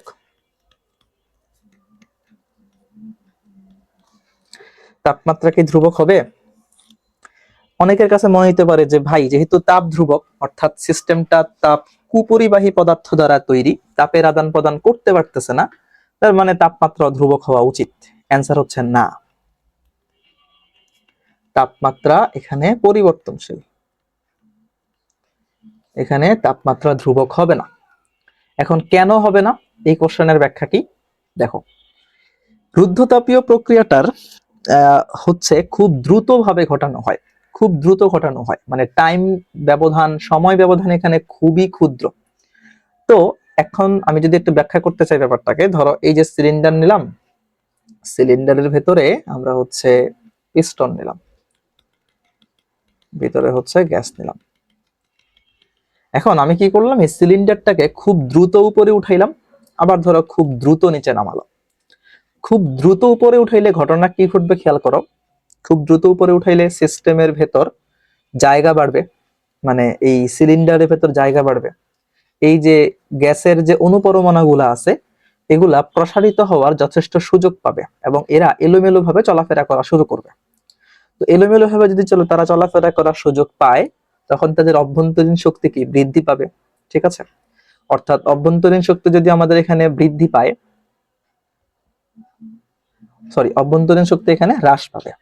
অভ্যন্তরীণ শক্তি হ্রাস পাবে। আবার যদি আমি হচ্ছে এটাকে নিচের দিকে নামাই তাহলে সিস্টেমের ভেতরে জায়গা কমবে, তাহলে অণুগুলা পরস্পর কাছাকাছি চলে আসবে, তাদের মধ্যকার আন্তঃআণবিক আকর্ষণ বা আন্তঃআণবিক বিকর্ষণ বলটা বৃদ্ধি পাবে। সো সিস্টেমের টেম্পারেচার চেঞ্জ হবে, কারণ আমাদের অভ্যন্তরীণ শক্তির সাথে তো ডিরেক্টলি টেম্পারেচারের সম্পর্ক আছে। এই কারণেই মেইনলি কিউ অপরিবর্তনশীল হওয়া সত্ত্বেও টি কিন্তু এখানে পরিবর্তনশীল, অর্থাৎ কার্যক্রমটা হচ্ছে কিন্তু ভিতরে, এখানে কিন্তু পরিবেশের সাথে তাপের আদান প্রদান করতে পারতেছে না, কিন্তু তাপমাত্রার পরিবর্তনটা, এই যে পিস্টনটা আমি উপরে উঠাচ্ছি নিচে নামাচ্ছি খুব দ্রুত, এই কারণেই হচ্ছে তাপমাত্রার পরিবর্তনটা হচ্ছে। আই হোপ তোমরা জিনিসটা বুঝতে পারছো। এখন রুদ্ধতাপীয় প্রক্রিয়া চেনার উপায় আমাদেরকে মনে রাখতে হবে, কারণ আমাদেরকে পরীক্ষায় কখনোই বলে দিবে না যে হ্যাঁ এই যে একটা প্রক্রিয়া তোমাকে দিয়ে দিলাম, প্রক্রিয়াটা হচ্ছে রুদ্ধতাপীয় প্রক্রিয়া, এরকম কোনো কিছু তোমাকে কখনোই পরীক্ষায় বলে দিবে না। সো আমাদেরকে এটা চেনার উপায় মনে রাখতে হবে। ওকে, সো আমরা এখন লিখতেছি। সো আমরা এখন শিখবো হচ্ছে রুদ্ধতাপীয় প্রক্রিয়া চেনার উপায়। তো চেনার উপায় কি? 1 নাম্বার হচ্ছে প্রক্রিয়াটি হঠাৎ বা দ্রুত ঘটবে। প্রক্রিয়াটি হঠাৎ বা দ্রুত ঘটবে। 2 নাম্বার হচ্ছে সিস্টেম বা পাত্র যাই বলো না কেন সেটা তাপের কুপরিবাহী হবে। এই 2টা পয়েন্টস দেখেই তোমাদেরকে বুঝতে হবে যে এটা রুদ্ধতাপীয় প্রক্রিয়া এখানে বোঝাচ্ছে। ওকে, এবার সমীকরণে আসি। রুদ্ধতাপীয় প্রক্রিয়ায় টেম্পারেচার, প্রেসার, ভলিউম কোনোটাই কিন্তু ধ্রুবক না। এগুলা সবই কিন্তু পরিবর্তনশীল। তাহলে তো এখানে আসলে আমরা ওই যে কোনো সূত্র অ্যাপ্লাই করতে পারতেছি না। চার্লসও অ্যাপ্লাই করতে পারবো না, চাপীয় সূত্র অ্যাপ্লাই করতে পারবো না, কিংবা বয়েলের সূত্র অ্যাপ্লাই করতে পারবো না। তাহলে এখানে আমাদের কোন সূত্র অ্যাপ্লাই করব? দেখো, আমরা সূত্র শিখে আসছি P1 V1 divided by T1 সমান P2 V2 ডিভাইডেড বাই হচ্ছে T2। এই সূত্রটা হচ্ছে আমরা রুদ্ধতাপীয় প্রক্রিয়ার জন্য অ্যাপ্লাই করতে পারবো। দেখো, সবগুলা গ্যাস আমরা এখানে যা যা আলোচনা করব, যে প্রক্রিয়াগুলো আলোচনা করব, টিপিক্যালি সব প্রক্রিয়াই হচ্ছে আদর্শ গ্যাসের জন্য। আমরা যে কোনো প্রক্রিয়ার জন্য হচ্ছে আসলে আদর্শ গ্যাসের ফর্মুলাগুলো অ্যাপ্লাই করতে পারবো। জাস্ট তোমাকে বুঝতে হবে যে আসলে তুমি কোন সূত্র এখানে অ্যাপ্লাই করবা। আচ্ছা, আরেকটা কথা বলে রাখি, আমাদের রুদ্ধতাপীয় প্রক্রিয়ার গ্রাফ কিন্তু আমরা এখনো দেখি নাই। রুদ্ধতাপীয় প্রক্রিয়ার জন্য আরো 3টা সমীকরণ আছে। ওই 3টা সমীকরণ দেখলে আমরা হচ্ছে গ্রাফটা দেখতে পারবো। তবে সমীকরণগুলো দেখার আগে আমাদের আরো কিছু টপিক আলোচনা করতে হবে। সো আমাদের আজকের ক্লাসটা এই পর্যন্ত থাকবে। আল্লাহ হাফেজ।